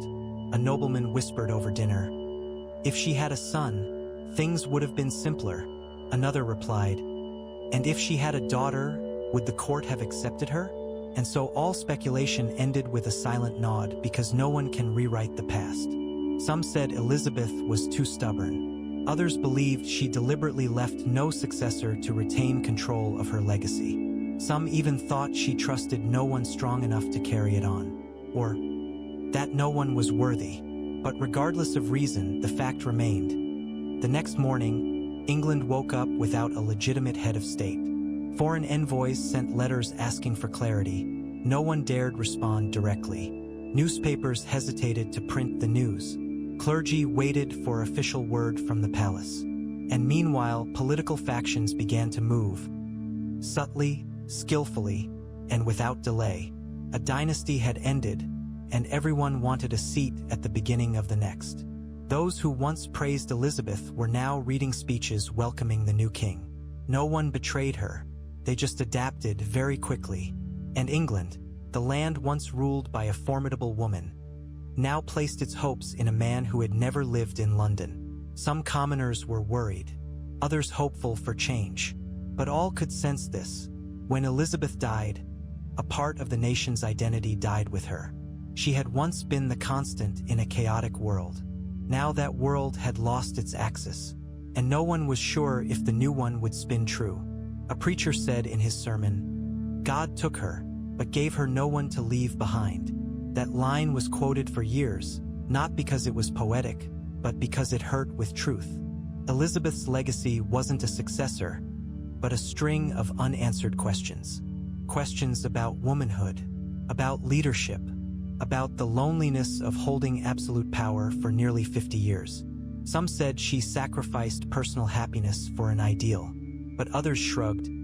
Or maybe she simply didn't trust anyone enough to share the throne. The truth probably lies somewhere in between. Like her image. Not fully pitiful, but not entirely admirable either. Elizabeth was a complex person, and death didn't make things any clearer. On the contrary, it revealed this: the price of a great reign is the emptiness it leaves behind. A nation lost its guide. A throne had no one ready to sit upon it. And all that remained was her name, carved in cold stone, but never quite carved into any heart completely. When the council officially confirmed the Queen's death, the next step wasn't burial. It was performance. The first thing they did wasn't pray, they called for a makeup artist. She hadn't moved in 3 days. And now, everything needed to be adjusted to look royal. The maids, dressed in black, with trembling hands and empty eyes, looked as if they were preparing a mannequin, not a woman. They cleansed her face with rosewater, added another layer of white powder, just like every time Elizabeth prepared to appear. But this time, she no longer looked in the mirror. One maid whispered beside her, "We must make her as beautiful as she was in life." But everyone knew this was just a shell. Her eyes were closed by hand, her mouth gently fixed shut so it wouldn't open during the viewing. The wig was adjusted, the crown placed atop her head as if it had never left. Soft fabric was stuffed into her sleeves to prevent her arms from folding unnaturally in the coffin. Someone carefully draped velvet around her neck to hide the hollows beginning to show. Everything was done in silence. No farewells, no weeping, just repeated motions. The room resembled a backstage more than a place of mourning, because the goal wasn't to say goodbye, but to ensure that in her final appearance, she was still the Queen. An advisor requested more candles, not to pray, but to ensure good lighting for the portrait. The public would be allowed one last viewing, but only from a distance, no touching. A doctor sighed, "If only we cared for her like this when she was alive, perhaps things would be different." No one responded. No one made eye contact. Everyone was busy preserving ceremonial silence. A young man mounted a portrait of her youth behind the coffin, so mourners would see that instead of reality. They recreated her image with light, powder, silk, and selective forgetting. And finally, Elizabeth appeared once more, not as a person, but as the most beautiful version of a memory. People lined up, bowed their heads, unsure who they were really mourning. A person, a monarch, or an image designed to calm the nation. Some said she looked like she was sleeping. Others said, "No, she's waiting to be remembered in a less real way." For the next 3 days, every visitor was reminded, "Speak softly, don't linger, ask nothing." The coffin closed after official hours, reopened at dawn, like a museum exhibit with fixed opening times. No one knelt, no one kissed her hand. They simply passed by, looked, nodded slightly, and moved on to the New England. A dynasty was closed with a performance as precise as it was chilling. The real woman had long since left. What remained was the final makeup of history. And in that candlelight, death was less frightening than being replaced by a version more acceptable to memory. The funeral was scheduled nearly a week after her passing, long enough to prepare a ceremony, both solemn and strategic. Over 1,000 people joined the procession, from nobles, clergy, to faction representatives. The coffin was carried by a golden dragon carriage, with black cloth-covered wheels, drawn by 4 white horses. Mourning drums beat steadily, cannons fired from the Tower of London, as if celebrating one last victory. The public stood silent on both sides. No one cried, no one smiled. They came out of duty, curiosity, or simply not wanting to miss a national event. Black cloth was handed out to those not dressed properly. Emotions were not inspected. A government official read the eulogy. She was a light that never faded, but everyone knew. The candles burned out last week. The procession passed every place tied to her reign: the palace, chapel, court, watchtower. But no one mentioned the room where she died, because it didn't fit the legend. The hymns were carefully selected, not too sad, not too joyful, just enough for the cameras. A foreign journalist wrote, "I've never seen a funeral with so many people, and so little emotion." The coffin was closed, but on the lid was a wax figure of Elizabeth, her face at least 30 years younger. The figure wore a faint smile, something Elizabeth hadn't truly done in a very long time. The crowd passed by, looked at the statue, and appeared moved, as if they truly believed she had gone in peace. But those who had lived close to her knew peace was never something she had. The quietest moment of the funeral came when the drums stopped. But it was also when someone shouted, "God save the next king." No one mentioned the name Elizabeth anymore. All her emblems were taken down the moment the cannons fired. Some quietly turned away, not out of sorrow, but because they knew the old era had just been locked away by politics. She was buried at Westminster, beside her sister Mary, the same sister she had once refused to be buried next to. But history does not ask the dead for their opinion. History arranges what's convenient. Churches across the nation held prayers simultaneously, as a way to synchronize emotion. But everyone knew, emotion isn't synchronized. It's choreographed to appear that way. An old monk muttered, "I don't feel her soul here, only the echo of what power once was." On the way home, the crowd began talking about the new king. Some even debated whether James would reform the church laws or rule with the same long, quiet grip as his predecessor. No one asked what happened in her room during those final days. No one wanted to know. A young priest said, "If we make the funeral big enough, people won't ask too many questions." And that's exactly what happened. Cannons, drums, music, wax statue, readings, loud enough to fill the public's void. But to the few who truly loved her, the funeral wasn't a tribute. It was a formal way to legalize her replacement. A servant stood far in the back, not invited, and said one thing, "That's not her." And someone beside him sighed, "But that's what people want to see." The truth, as always, had no place in the ceremony. Only the ritual necessity did. A funeral isn't to say goodbye. It's to declare, the old reign is over. A few weeks later, preparations for James's coronation began, and people started calling Elizabeth the former monarch. Her period was rewritten as a comma in a new sentence. Flags with her image were rolled up and stored. No one knew when they'd be needed again. But for many, Elizabeth's funeral wasn't an ending. It was the day they were forced to accept that what was once great was no longer guarded. And no matter how many drums, cannons, or kind words were spoken, no one could replace the presence that once made a nation fall silent. The dead can be canonized in speech, but only the living decide if they're remembered. In this case, the living chose to move on, without looking back. The funeral ended with a choir, but the loudest sound was the footsteps of important men walking away. No one lingered too long. No one looked back one last time. A century ended not with a sob, but with a checklist of things to change in the next reign. Elizabeth was once the center. Now she was a footnote in a lesson easily skipped if no one asked. The funeral didn't make people remember her more. It just helped them move on faster. And beneath the firework farewell, perhaps she understood that too. Silent in life, painted in death, and finished with drums that weren't meant just for her. It wasn't just a funeral. It was a lesson on how power ends while everyone's still pretending. The day Elizabeth was buried was also the day James was officially called King of England.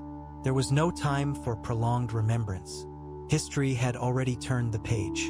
James came from Scotland, bringing a new accent, a new advisory board, and a smile just reassuring enough. He didn't need to do much. The exhaustion from the old reign had already prepared the loyalty for the new one. Advisors quickly retranslated their titles into the language of the new court. Your Majesty didn't change, but the direction of the gaze did. In the first meetings, no one mentioned Elizabeth. Not out of contempt, but because her presence no longer served a political purpose. James didn't criticize his predecessor. He simply carried on, as if everything had always belonged to him. He took the throne, handed out titles, reshuffled roles, just to freshen the air. And the strange thing was, no one objected. Parliament held a formal reception, with solemn faces, but beneath them was a sigh few would admit. An old official whispered, "At last, someone who makes decisions without standing still for 3 days." England, after nearly half a century under a woman who never stepped back, now felt relieved to be led by someone who could smile at the right time. James didn't have fire in his eyes, no grand declarations, but he had something Elizabeth had long lost: freshness. And sometimes, freshness is enough. In the first few weeks, he toured the realm, shook hands, gave soft orders, and earned trust simply by being normal. No demands for oaths, no extravagant festivals. Yet the people felt reassured. A blacksmith wrote in his journal, "The new king has strong teeth. Good. He'll reign long." That remark was simple, but deeper than any speech ever given at a coronation. Meanwhile, Elizabeth's statue remained in storage, with no date for display. No one erased her name from history books. They just stopped adding new chapters. Schools still taught her era as a golden age, but no one asked students how they felt about her. Her portraits were replaced by James's, younger, fresher, more direct in gaze. The transition was so gentle. No one noticed. They just said goodbye to a generation. A dynasty doesn't vanish by crumbling, but by being replaced, detail by detail. Elizabeth was once the symbol of England. Now, the new symbol was stability regardless of whose face it wore. And James, with one morning smile, became the first in nearly 50 years to let the court breathe easy. It's said that in his first meeting, James smiled and asked, "Is there anything urgent?" No one answered. They were getting used to being asked. In that calm, no one mentioned the one who had gone. But everyone knew Elizabeth would not return. No memorials were built. No proposals for a national mourning day the following year. Only one thing remained: her shadow, long, cold, stretching through the palace halls. James didn't try to erase that shadow. He just walked through it as if it wasn't there. And perhaps that was what Elizabeth feared most. Not being overthrown, but being left behind. But the kingdom had to go on. The wheel of power does not stop to wait for grief. And so the successor came, not like a storm, but like a breeze opening the windows after a long winter. No one welcomed him with tears, but everyone was ready to listen. And in that first morning, the new king's smile became the first signal of a new era. Not glorious, not dazzling, but enough to begin. And so, for the first time in nearly 50 years, England exhaled. After nearly 500 lines telling the life and death of Elizabeth I, you might be asking, so was she happy? No one can answer that, because even while alive, she never let anyone close enough to ask. She ruled for 44.5 years. No one overthrew her. No one controlled her. But no one truly stood beside her either. In exchange for the crown came a depleted body, an isolated mind, and a death the entire court avoided looking at directly. These things aren't in textbooks. They lie between the lines of history for those who truly read. And you, sitting here, have read far enough to know. Being queen wasn't like the stories tell. There were no gowns fluttering in the wind, no lifelong romance, just a woman carrying an entire country on her shoulders, slowly fading into the silence of the throne she sat on. When Elizabeth died, no one cried out a grand farewell. No one shouted, "We lost a legend." They just changed names on documents, switched the portraits, and moved on. That's the cost of power. No one keeps it forever, and no one is mourned too long. Maybe you're thinking, I wouldn't live like that. But remember, Elizabeth didn't choose to be a symbol. She simply refused to let go when everyone else had. And in doing so, she became a queen through resilience and a loneliness few dared to touch. Her life was a lesson not meant for children, or for those who think the crown means only glory. Because maybe no one truly wants to be queen when the price is your entire self. So what about you? If you had to choose, would you live as she did? Stand 3 days so you wouldn't fall in front of history? Or would you stay silent, like those who walked past her, never looking back? Whatever your answer, you've made it to the end of this story. And if this journey was worth it, don't forget to leave a word, a follow, for those history almost forgot. Hi guys, how are you today? If you're sitting on your bed, sipping coffee and watching this video, then savor that feeling just a little longer. Because in just a few minutes, you'll be pulled back 3,000 years to a time when coffee didn't exist and beds were made of stone. Today, I'll guide you into a role, not a pharaoh, not a prophet, but a concubine. Not the main one, you're number 34 out of 97, and he barely remembers your name. You live in a golden palace, but can only step out when summoned, and must retreat when someone more important arrives. People think concubines live in luxury, but have you ever wondered, if you're chosen only for your looks and forgotten when you're not pretty enough, is that really living? Each day, you must learn to smile at people you don't trust, and stay silent even when you feel exposed. What do you think will happen if tomorrow morning, the pharaoh wakes up and decides he wants someone new? There's no warning and no apology. Everything in the palace can change, except your place on the power ladder. You may be praised today and forgotten tomorrow, but still, you must wear your makeup like it's your first day being noticed. They write poems for queens, paint goddesses on walls, but no one tells the story of concubines. Today I will, not to romanticize it, but to show you, the quietest roles are often the ones that decide who survives. If you're feeling short of breath, that's normal. Your room has no window, and the incense ran out yesterday. Above you is a stone ceiling. Beneath you is a straw mat covered in linen, more luxurious than a slave, but far beneath a sacred cat. Are you ready? If not, that's fine. No one here waits for you to adjust. But if you want to continue, just take a deep breath, like every concubine has done before opening her eyes each morning. And if you enjoy this style of storytelling, don't hesitate to follow, only if you truly want to walk with me to the end of this palace. We'll start in the room where you just woke up, where every gaze turns away except for the lice and the cat. There's no magic in this story, only perfumed oils, crushed charcoal, and smiles more rehearsed than any dance.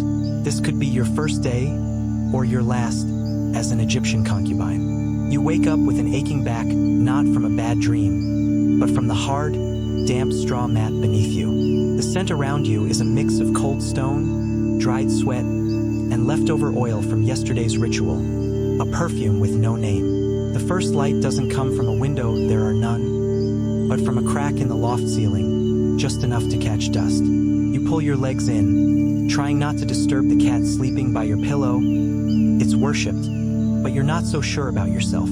Your hair is tangled in clumps. Stuck to your forehead, you slept like someone afraid of being forgotten if you lay too still. Footsteps echo in the hallway, heels tapping on stone, each step reminding you that the only thing approaching is roll call.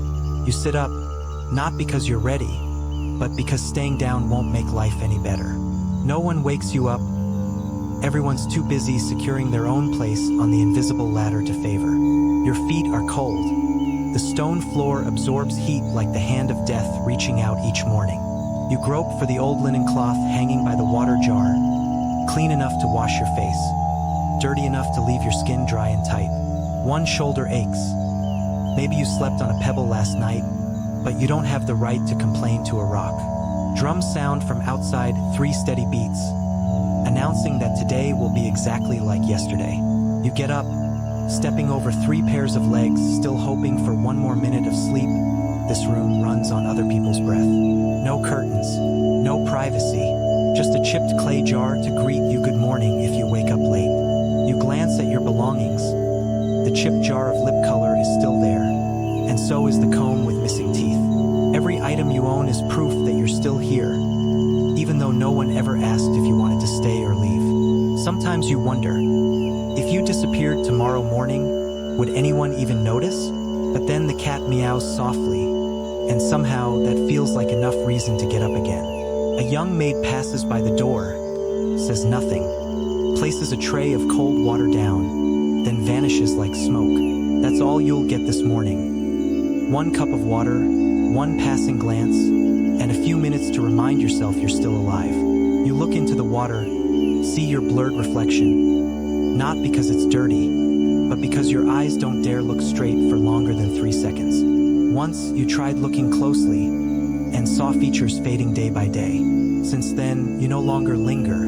You take a deep breath, run your fingers through your hair, and wonder, what kind of smile should I wear today to be remembered? In this room where no one teaches anything, you learn how to survive by watching those who've lasted longer. Some rise early, Some rise beautiful, you try to rise without breathing too loudly, so as not to disturb the air. Footsteps sweep past the hallway again, quicker this time. Someone may have been summoned. Could be you. You move toward the door, and not because you want to, but because staying would raise questions. The stone tiles under your feet are just as cold as the first time you stepped in. That feeling has never changed. You don't know how today will unfold. But one thing's certain. Last night's sleep wasn't enough to recover. A new day begins not with sunlight, but with a ritual no one ever asked if you wanted to perform. You leave the room like a shadow, except shadows have the right to stay still if they don't want to move forward. Down the corridor, other concubines are walking too one by one, as if all heading the same way without knowing the destination. No one says a word. Everyone's busy reviewing what needs fixing, or what might make them stand out more than yesterday. You know the overseer's eyes are watching. They don't need to speak. They just note who's late, who smudged eyeliner, who yawned. You glance to the side.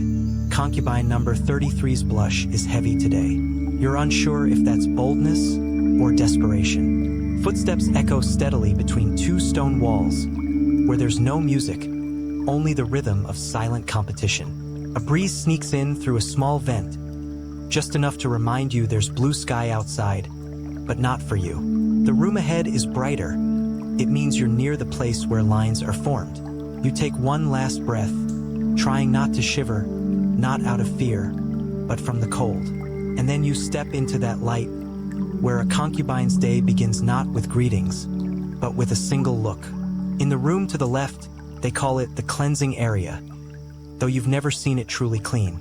The walls still were the color of old stone. The water sits in jars, stagnant, cold, and unchanged.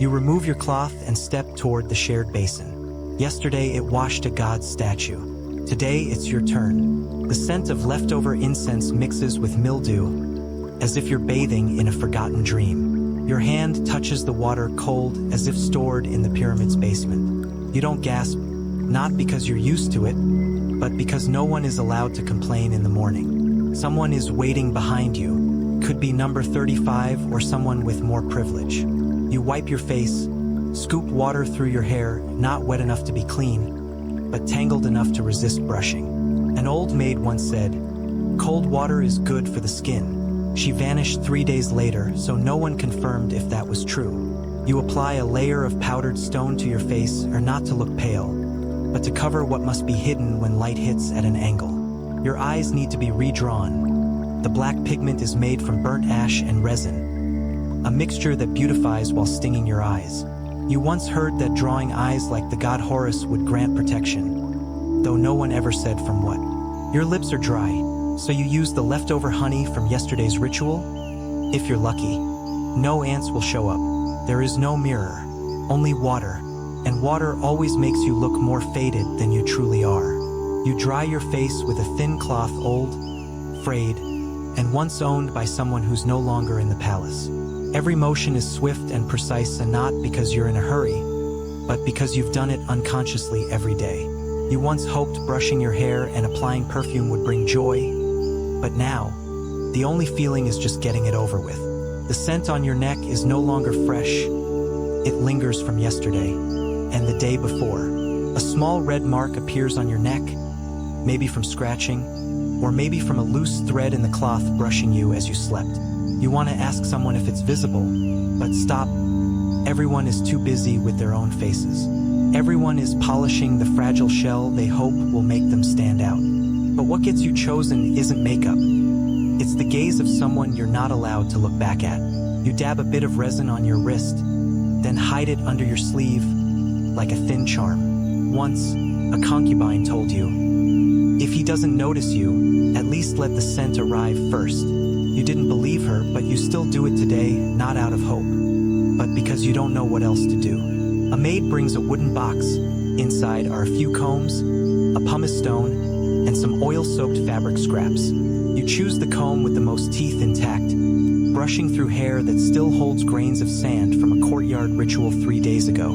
Each stroke of the comb makes your hair sigh, or maybe it's you sighing. You can't really tell anymore. You lift your chin, straighten your back, or not to look more beautiful, but to seem less like someone who just woke up from stone. Outside, the sunlight begins to shine into the hallway, signaling it's time for someone to be summoned. Maybe it's you. You put everything back in the box, wrapping up what's called self-care in just 5 minutes. Everything is fast, everything is quiet, because everyone knows. Those who are slow are the ones whose names are forgotten. A voice calls out, not your name, but close enough. You have to go. You stand at the threshold, dress smoothed, face finished, eyes emptied of emotion. You don't know what you'll witness today, or whether someone will witness you. But you know for sure, if you show you're tired or worried, you'll become invisible to those who matter. You take a deep breath. The scent of rotting wood, faded perfume, and limestone surrounds you. The smell of power mixed with waiting. Your feet touch the stone floor for the how many th time you've lost count. But it's still as cold as the first. Faint music begins from the main hall. Steady beats like the heartbeat of a ritual in which you are just one small detail. And so you go not to stand out, but because here, if you don't step forward, you'll be stepped over. The courtyard where breakfast is served lies between 2 stone corridors. Sunlight pours in, but never enough to feel pleasant. In front of you is a thin bronze tray, no name, no rank, and not many options either. A piece of flatbread as dry as old hope, a pale cup of honey, and a glass of water, warm and murky. They call it a meal for the chosen. Though you've never known who actually chooses the menu, you reach to break the bread, and your first thought is, it won't tear, it snaps, then falls. You try dipping it in honey, but the liquid has thickened like it's been sitting since the festival 3 weeks ago.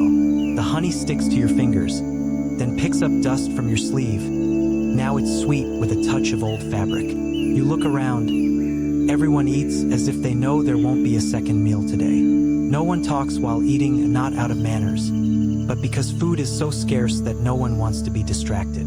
Once you coughed during a meal, and ever since you've been told, be careful, don't waste it. You take a sip of water, unsure whether it's boiled, filtered, or from yesterday's temple basin. Your throat remains dry, or not due to lack of water, but because you stopped expecting anything from drinking long ago. Another concubine sits nearby, her makeup heavy, eyes unblinking. She eats slower than you. Perhaps she knows eating fast won't get you remembered any sooner. You're still learning that. A maid walks by, her footsteps trailed by incense, like a quiet form of mockery. You try to finish your meal, not out of hunger, but to keep your hands from looking idle if someone glances over. Sometimes you think, if today's the last day, I should at least eat properly. But with what? The flatbread crumbles in your hand, and honey clings beneath your nails, not enough to enjoy, not little enough to forget. You wipe your hands on the cloth covering the tray, something that may have once belonged to someone far more important. Again, you glance around, not searching for a friend, but to see who is being noticed. Concubine number 12 doesn't eat today. She just sits and stares, and you're not sure if it's strategy or a sign she's fading. But you're still eating and still being watched, so you still exist. In the morning light, the overseer's gaze sweeps across like sunlight, slicing the surface of water. You pretend not to notice, but after living here long enough, you know that gaze always carries a mental checklist. A list of who smiled on cue, who ate slowly, who wore crooked makeup, who didn't bow low enough, even who broke their bread or ate it whole. You didn't think it mattered until someone disappeared. Once you asked an older concubine, "Why does breakfast make everyone so quiet?" She smiled, didn't look at you, and said, "Because it's the only time you can sit without acting." You're not sure if it was advice or a reminder that every moment is being watched.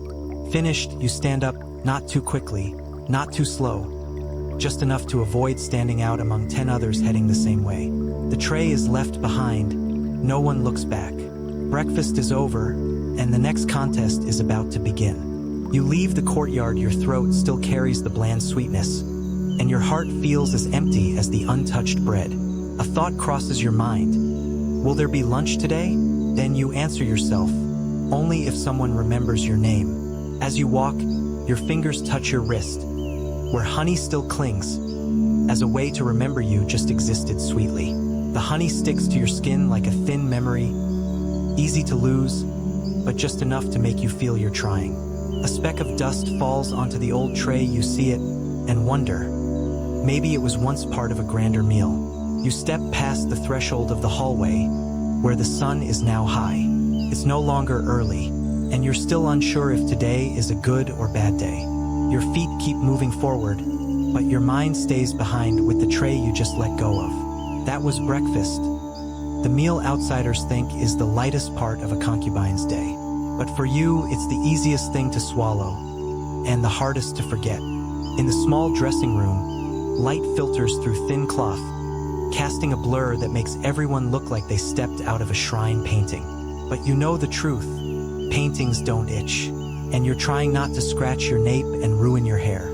Today's dress is made of fine linen, so thin that standing backlit turns everything underneath into public knowledge. They say it flatters the figure, but wearing it, all you feel is cold on your stomach and itch on your back. The tight garment squeezes you into an ideal shape, not your ideal, but the one written by those who defined palace beauty. You bend down to tie the silk band at your waist, not too tight, because you need to breathe, but not too loose or you'll look like you're not trying. Your wrist glitters with bronze bracelets, but red marks still linger from yesterday. A thin strap rubs against your shoulder, reminding you your skin's been raw for days, and you still haven't been given a new dress. They say concubines have entire wardrobes, but you have 3 sets, rotating in this order. Freshly clean, nearly clean, still wearable. Today is nearly clean. You take a breath, and the familiar stale scent hits instantly: sweat, powder, and something uniquely yours. You subtly adjust your hem, a subconscious move you make every day, as if it's the only thing you can control. The back of your neck still itches, a dull sensation, not painful, but persistent like a rumor. You used to think it was your hair, but after seeing a few tiny bugs fall from your comb, you understood. A maid once whispered, "Lice are a condition, not a disease." You didn't laugh because you didn't know where to aim it. In the palace, everyone smells pleasant, but only from afar. Up close, you smell real skin, damp fabric, and tiny creatures that never give up. You don't dare scratch, because scratching is admitting. Instead, you tilt your head occasionally, as if checking your hairstyle. Sometimes you wonder, how does a place full of stone, incense, and perfume become heaven for lice and fleas? But then you remember, no one washes clothes daily, and sunlight doesn't linger long enough here to clean anything. The dress you're wearing is embroidered with lotus flowers, a symbol of purity, but your back is drenched in sweat. Once, you saw a concubine use clay powder to absorb odor in her dress.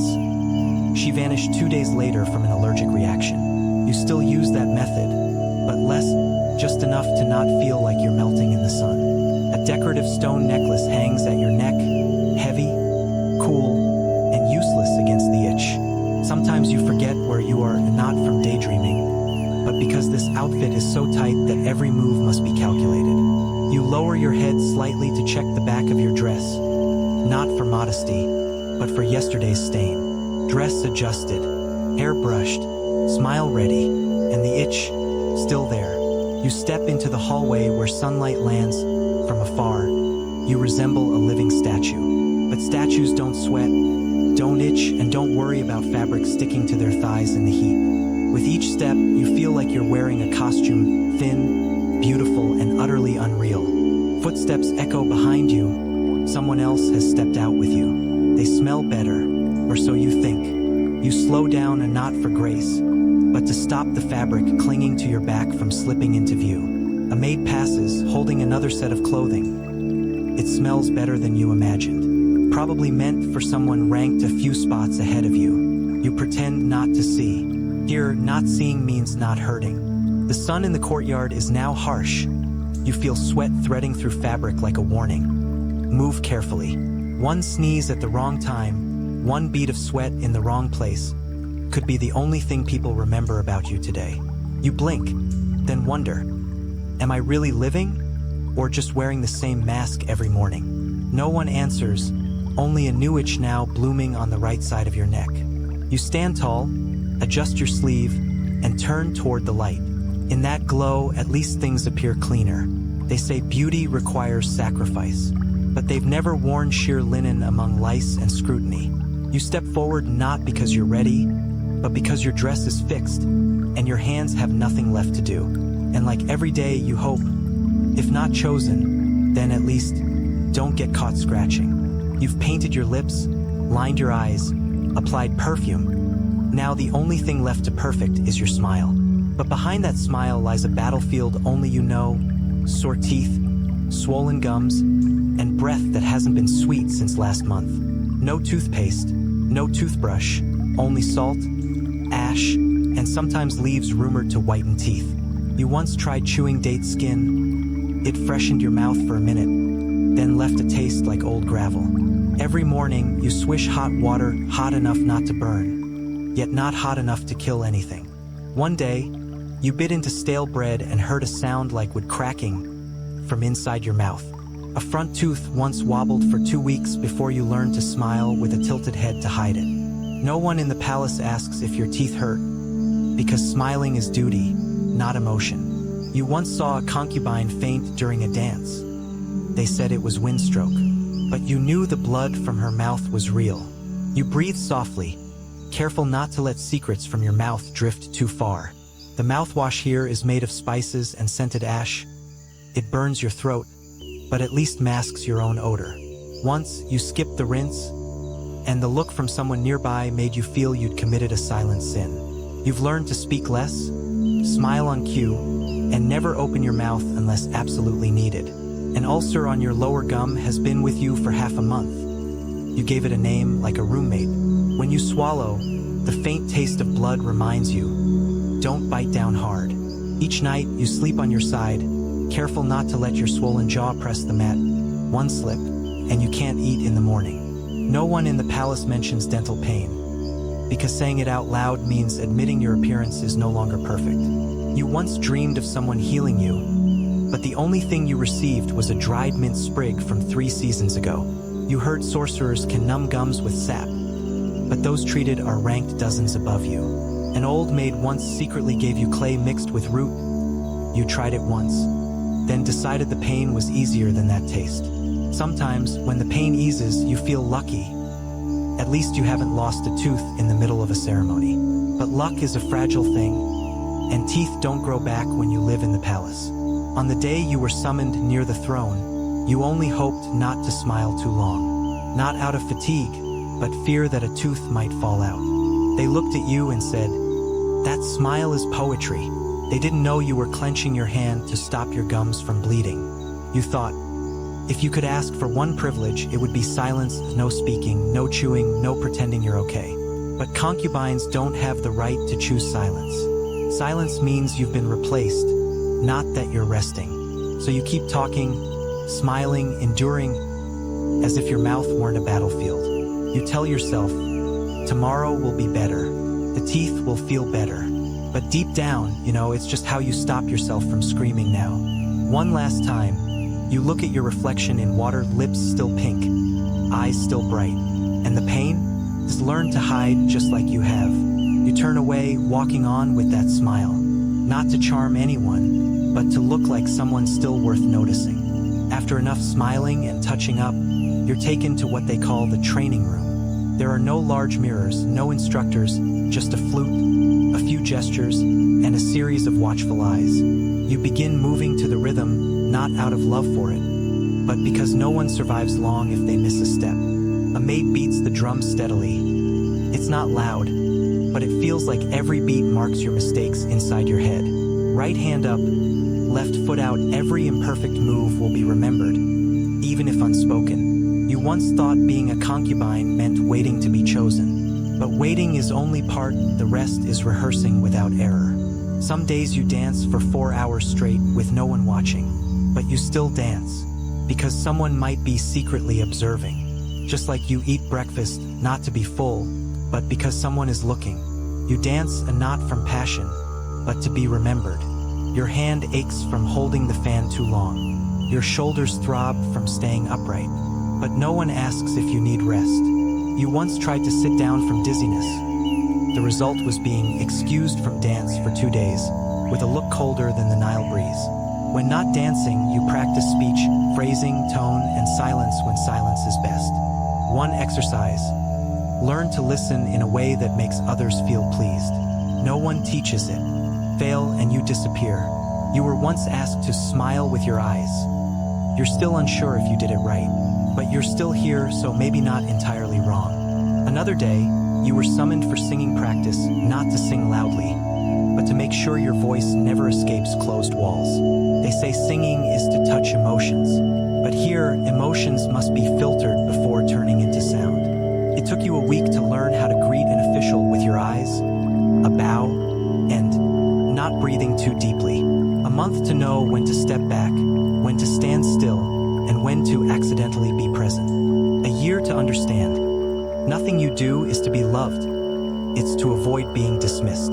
During a break, you look at your hands, fingers slightly swollen from overdancing, nails chipped at the corners. You see number 41 practicing poetry. She said one word wrong and had to relearn the entire piece. No one comforts, no one helps. Everyone carries their lesson like a rock tucked in their robe, heavy, but not to be dropped. Once you saw someone break into tears. No one scolded her, but the next day she was reassigned to teach dance to junior girls. She never returned, so you learned not to cry, or not because you're strong, but because the watchful eyes might see too much. You learned to remember the names of gods, the habits of superiors, even the rhythm of the tiles beneath your feet. None of it gives you freedom. It only helps you survive a little longer among others learning the same. One day, you read mythology not for curiosity, but because someone said, Pharaoh favors those who understand culture. You're not sure if it's true, but here, every rumor is worth studying. Sometimes that's all it takes to be kept. You can't remember the last time you sat still, not practicing, not performing, not correcting, just being. And then you ask, do I even have a self, or just a version built from endless rehearsals? Some say to live is to do what you love, but here, to live is to do what's asked, and do it flawlessly. You leave the training room at noon. Sweat clings to your neck, powder beneath your eyes starts to smear. You don't have a towel, just the wind and glances that pass by, then turn away. On your way back, you pass a concubine being escorted to meet a guest. She says nothing, just grips her hands tightly. You bow your head without words, because in the palace, any word can become wrong if said at the wrong moment. Once again, you walk the long hallway, where light isn't bright enough, yet still hurts your eyes. You're tired, your mouth is dry, and you're hungry, but you don't stop, because no one's allowed to stop. The work doesn't end with a bell or thanks. It simply pauses until another summons arrives. You no longer feel resentment. You feel used to it, as if this is the real shape of those who want to live longer. Each day you get better, not at dancing or singing or speaking, but at existing without letting anyone see you're tired. And you understand, in the palace, whoever can keep performing, that's who still gets to stand. As you walk past the west corridor, where few people go, you hear laughter, small, brief, and afraid to echo. A group of children are learning to dance, tiny steps repeated over and over, as if someone is teaching them to survive before they even know what living means. Girls aged 8 or 9, thin, pale, dark-eyed from lack of sleep, still trying to smile to the music. One girl falls while turning. No one helps. She gets up immediately, dusts nothing off, sheds no tears. You were once one of them, a tiny shadow trained to smile before your baby teeth fully grew in. In the palace, girls are taught obedience before they learn to write, and silence before learning to breathe deeply. An old woman sits by the door, hair silver, eyes cloudy, still stitching a cloth no one ordered. They say she was once a concubine. Now she's just someone too old to be remembered by name. No one asks if she had children, if she dreams, or if she wants to leave that room. She sits there every day, watching the children dance, then returns to her sewing, as if trying to stitch herself back together. You once thought that if you lived long enough, you'd get to do something besides perform. But looking at her, you understand. Sometimes living longer only means witnessing more. Not every woman in the palace is chosen. but all are forced to wait. The chosen worry about being replaced.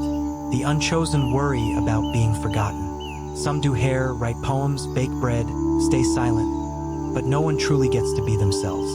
A pregnant concubine is led across the courtyard.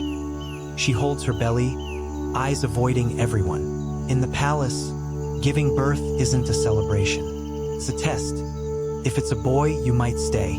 If it's a girl, no one knows yet. Someone once whispered, if she's born a girl, teach her to smile before she learns to run. You once asked, has anyone ever left here? The answer was yes, but no one remembers their names. Older women fade into corners, where light doesn't reach, and memories are no longer repeated. Some sew, some teach dancing, some simply wait for the day their names stop being called. In the laundry area, a 10-year-old girl wrings cloth with small, stiff hands. No one helps. You see yourself in her, same height, same way of biting her lip when afraid of making mistakes. You want to ask her name, but remember, no one asks names here without a reason. An older concubine walks by, her posture straight but her gaze hollow, as if emptied years ago. Once you heard her say, when I was young, I longed to see the pharaoh. Now I just hope not to be seen. Another girl sits curled in the courtyard, messy hair, eyes closed, maybe meditating, waiting, or trying to disappear. In the palace, women are a collective sigh, long, steady, and never heard. You pass by a row of rooms. One once belonged to a concubine who died of fever. Now it stores old belongings. Each item was once part of someone. But now, no one remembers whose. Sometimes you wonder, if you disappeared, who would notice first, your dresser or the cleaner? In the palace, you are a puzzle piece fitting somewhere, but easily replaced by any piece the same shape. A group of girls are learning speech, voices high, round, and forced like wind shaped into words. You pause for a moment, then turn away. Here, standing too long can be mistaken for daydreaming. Each girl will grow into a version of the woman you're trying to become. And you are just a version of someone who once walked these halls and is now never mentioned. All of them form a long chain, no names, no endings, no part different enough to be its own story. In the palace, no one is born to become someone. They are only taught not to disappear too quickly. They say if you're not pretty enough to be a concubine, you can learn to perfume the dead. You're unsure if that's comfort or cruelty, but once you're in that group, there's no returning to the main courtyard. Someone brews the wine used in rituals. Its scent drifts across the hall, but they're not allowed a single sip. Someone else is in charge of wiping the statues, a task never spoken aloud, but done precisely every single day. There's a group dedicated to scrubbing the stone floors after rituals. Sometimes it's animal blood, sometimes it's unclear. You once saw them crouching to clean, bare hands, gray rags, no one lifting their head even when others walked by. They're not allowed to touch offerings, not allowed to speak to concubines, not allowed to look directly at the statues, but they hear everything: idle talk, whispered names, and the sound of fear. One maid collects wilted flowers from altars. That fading scent clings to her like a perfume of sorrow. You once asked a kitchen worker, "Is it hot in there?" She smiled and said, "Hotter than the stone courtyard at noon." There's someone who prepares ritual porridge, not for eating, just for offering, then discarding. You didn't understand why food was wasted until someone said, "That portion belongs to the gods. No living soul may touch it." An old woman walks with a crutch. She used to carry water from the Nile to the temple for 50 years. Not once did she rest. When she slipped on a stair, they moved her to the awaiting orders group, a place with no work, no name. Every job in the palace is a gamble. None are truly safe. Only some are less visible. You once saw a ritual cleaner in a brown robe, forbidden to cross the red stone line. Yet their eyes always knew who was beyond it.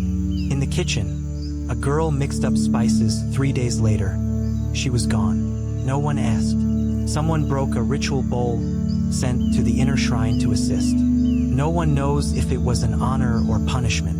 Here, mistakes don't need to be written down. They only need to be remembered. And to be remembered is to be removed from all future lines.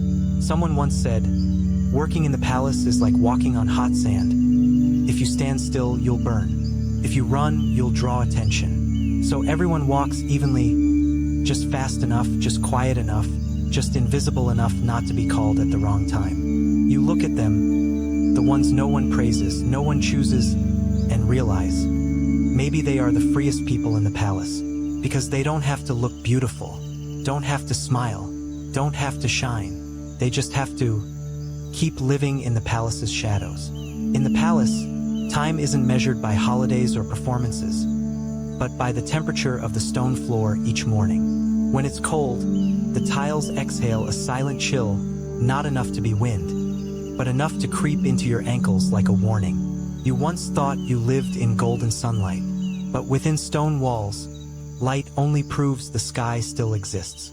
Egypt's winters are short, but when they arrive, the cold seeps into your bones before you can find another layer of cloth. Your dress is still as thin as it was in summer, except now, your sweat no longer drips out, but draws inward. At night, you curl beside an empty water jar not for warmth, but because it's the only place that still holds traces of human heat.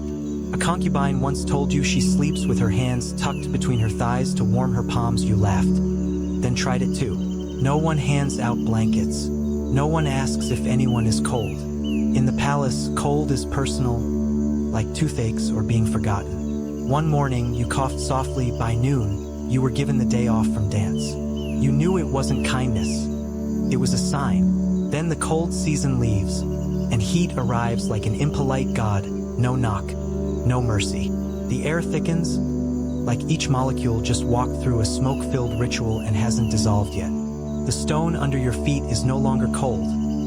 It burns like a cat's tongue licking your soles through thin sandals.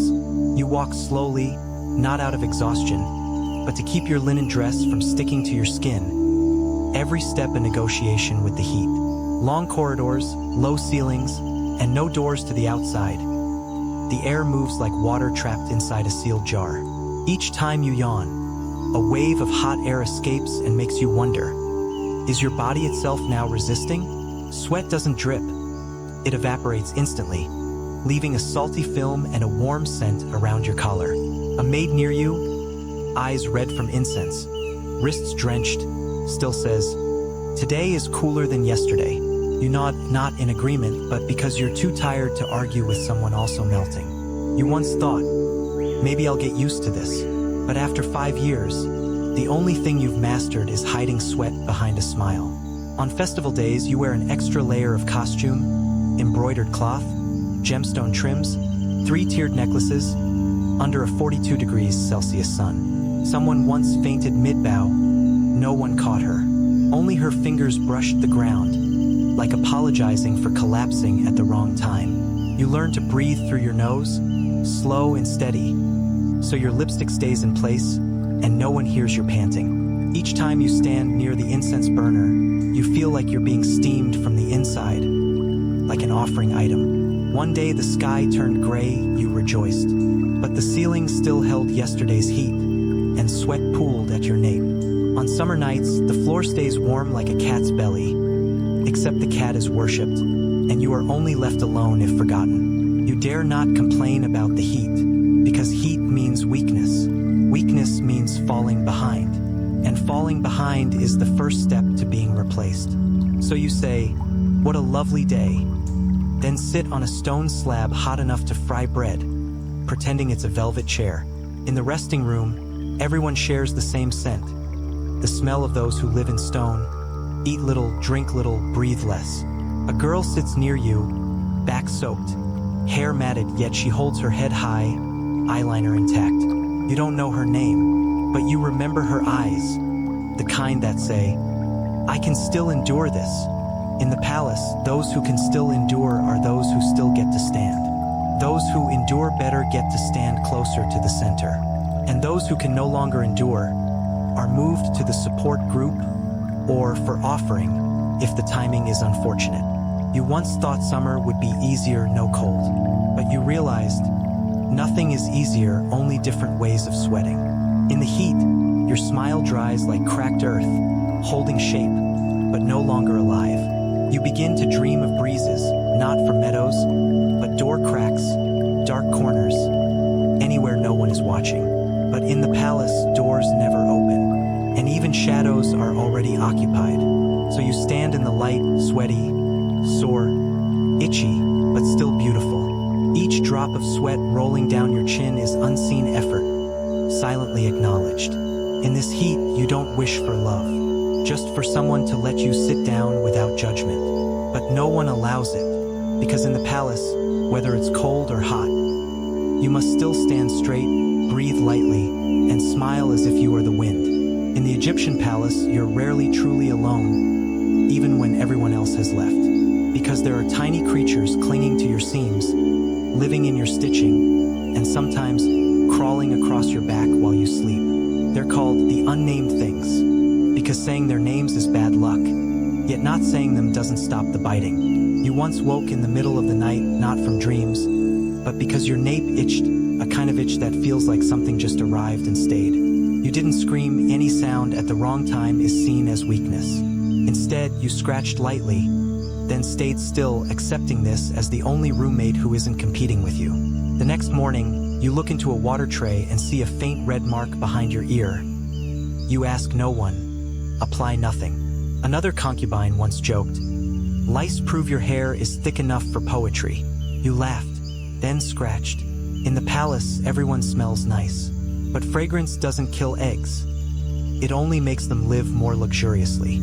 You were once given a herbal ointment for your hair, used it 3 times, then got warned about wasting the treasury. Once you saw a bug crawl across your pillow. It stopped right in the middle of a Horus symbol, as if asking for respect. You raised your hand to swat, then hesitated. The blood inside might be yours, or from whoever used the blanket before you. People say, "Don't worry, they won't kill you." But you know, they kill your sleep 1 hour at a time. One concubine got so used to them, she always carried a wooden comb. For silent conversations with the scalp, you asked to borrow it. She said, "No, everyone must keep their own itch secret." You fix yourself, not to be beautiful, but because if you don't fill that gap, someone else will. In the palace, there's no reward for endurance, but those who endure better live longer. You used to think, maybe if I tried harder, I'd be noticed someday. Now you just think, as long as they don't call my name the wrong way, the way you walk, the way you sit, the way you nod, everything has been adjusted until nothing feels like yours anymore. You're no longer ashamed to stand among people better than you, because you no longer feel much at all. One day, you smiled at a cat walking down the hallway. It looked up and walked away. You envied it, could walk away, but you had to stay because you were taught patience is a noble trait. A new girl entered, young, beautiful, radiant. She passed by and asked, "Is it fun here?" You said, "Yes." You weren't lying. When you no longer have expectations, everything becomes easier to accept. Every evening, you rest your hand on your forehead, staring at the stone ceiling, wondering, if I disappeared, how long until someone replaced me? A roommate of yours once left. No one mentioned her again, and her bed was filled that very night. You didn't cry, because if you cry, who will wipe your tears? And if someone does, will they remember why? You learned something. To survive the palace, you don't need to believe in the future. You just need enough calm to get through today. Some days you smile all day, no one asks why. Some days you're silent, no one wonders. You're no longer a person. You're software, programmed by rituals, schedules, and reflexive, "Yes, Your Majesty." They say, women in the palace are protected. But you know, not being touched doesn't mean being loved. You once saw a concubine say the wrong thing. She wasn't scolded, but from that day she disappeared from every list. Since then, you learned to speak less, then even less, then barely at all. You began to measure your worth by whether you were praised or at least not forgotten today. Sometimes that's enough. A maid once asked, "Are you sad?" You replied, "No," and honestly, you weren't sure that feeling existed anymore. You eat, work, sleep, and repeat, no different from the statues around the temple. But statues don't get hungry. Statues don't itch. Statues don't ask, "Am I still alive?" But you do, though those questions grow shorter and the answers grow quieter. Someone once said, "If you stop feeling, you stop hurting." You found that only half true, because you no longer feel pain. But whatever replaced it, you can't name. You walk slower now, not from exhaustion, but because there's no reason to hurry. Each step is like a marker of your presence. No praise, no objection, but still worth noting. No one sings in the palace. No one tells stories, and no one talks about those who left. Silence grows thicker, like fog. Not sharp, but seeping into your neck, shoulders, and mind. Sometimes you hear your own breath, and you think, "At least I still make a sound." The palace is still lit. The schedule is still steady. You're still here, eating, brushing your hair, bowing, smiling. But somewhere in your mind, something has stepped back. Not dead, but no longer moving forward. Each day you repeat a silent song, no audience, no finale. Outsiders might say, "Life here must be blissful." You nod, then turn away. In your heart, there's no hope, only routine. And that routine is what's kept you standing in this palace longer than most. No one rewards endurance, but if you endure long enough, you become part of the stone walls. Unshaken, untouched, and no longer needing anything. You understand. Surviving the palace isn't about rising up. It's about not disappearing into silence. And as long as someone calls your name in the morning, you'll keep walking, no dreams, no complaints, no expectations. When the last light withdraws from the hallway, you know, you've survived another day. No one announces it, no one claps, but you still acknowledge it with footsteps heavier back to your bed. The wind slips through the cracks in the wall, not strong enough to cool you, but enough to chill your neck. The stone floor stays damp. Even on hot days, it always keeps the moisture from old ceremonies. You remove your necklace. Each tiny jingle sounds like a farewell to a role just played. The thin rope comes off, not to free you, but to prepare for a sleeping position that avoids too much contact with the floor. You lie on your side, back to the wall, like every night. No one tells you how to face, but everyone sleeps the same way. A concubine in the corner sneezes. No one checks on her. Everyone here is too busy holding their position. A cat meows faintly in the courtyard.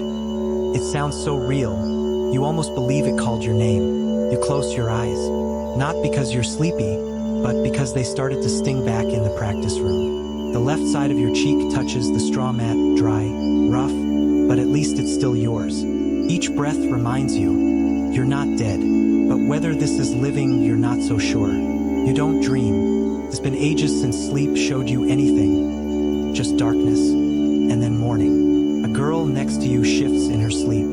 Her back stays straight, even in dreams. Her spine remembers palace posture. You hear light footsteps in the corridor. A maid doing her rounds, or someone being summoned. No one in the room asks. Asking is a sign that someone still has hope. You pull part of your robe over your arm. It's not warmer, but it makes you feel like you're taking care of yourself. A small light on the ceiling, moonlight piercing a hole, landing squarely on your palm. You turn your hand over, as if holding the light means holding on to something that's still yours. Footsteps fade. The final wooden door clicks shut. The day officially ends. No one calls for you. No one waits for you. And you never really waited for anyone either. You whisper your name in your mind. No one hears it. No one repeats it, but you want it to stay inside your memory. Your name used to be etched into a serving tray. Now it's just a faint mark at the bottom of the bronze. You used to be chosen to sing during rituals, then you weren't. You didn't ask why. Here, there is no reason, only replacement. You pull your legs in and curl up like every night, the safest shape to avoid bumping or being bumped. A light breeze moves. Sand sifts through the cracks, falling beside your pillow. No one sweeps it. Sand belongs here like you. Someone sighs. You don't know who. Could be you or maybe a dream fading out. You open your eyes one last time. Not to see, just to check if your eyelids still respond. Then you close them again. Breathe slowly and let your body sink into that nameless, quiet peace. No one promises tomorrow will be better, but you also don't wish it worse. In that moment, you understand. You don't need love or to be chosen, you just need to wake up. Not to live a concubine's life, just to see your name still on the morning roll call. You sleep, not for dreams, but because it's the last thing today you can do without pretending. The stone floor grows colder beneath you. The room stills further. Time slides by like an uninvited guest. On the wall, the deity in the painting smiles faintly. You smile back, though no one sees. A day ends. No sadness, no joy, nothing special. But still, a day survived.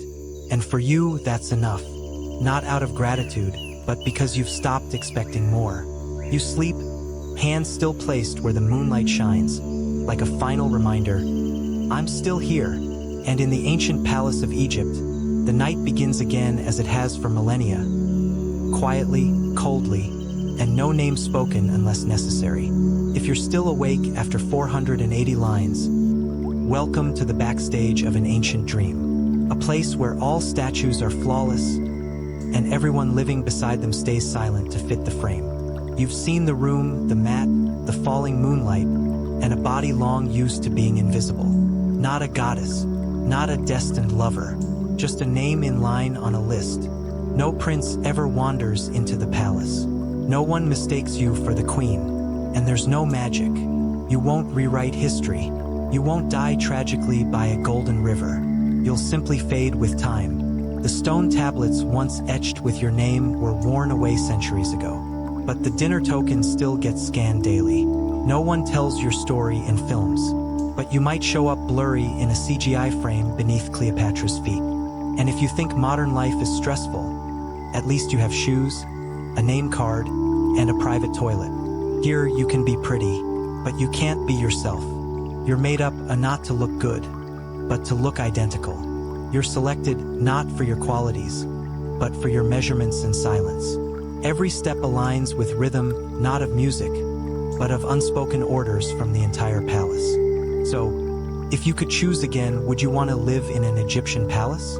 Not to change history, just to feel grains of sand slip past your robe in a suffocating long night. Maybe you'd say yes. Maybe you'd want a taste of glory for just a day.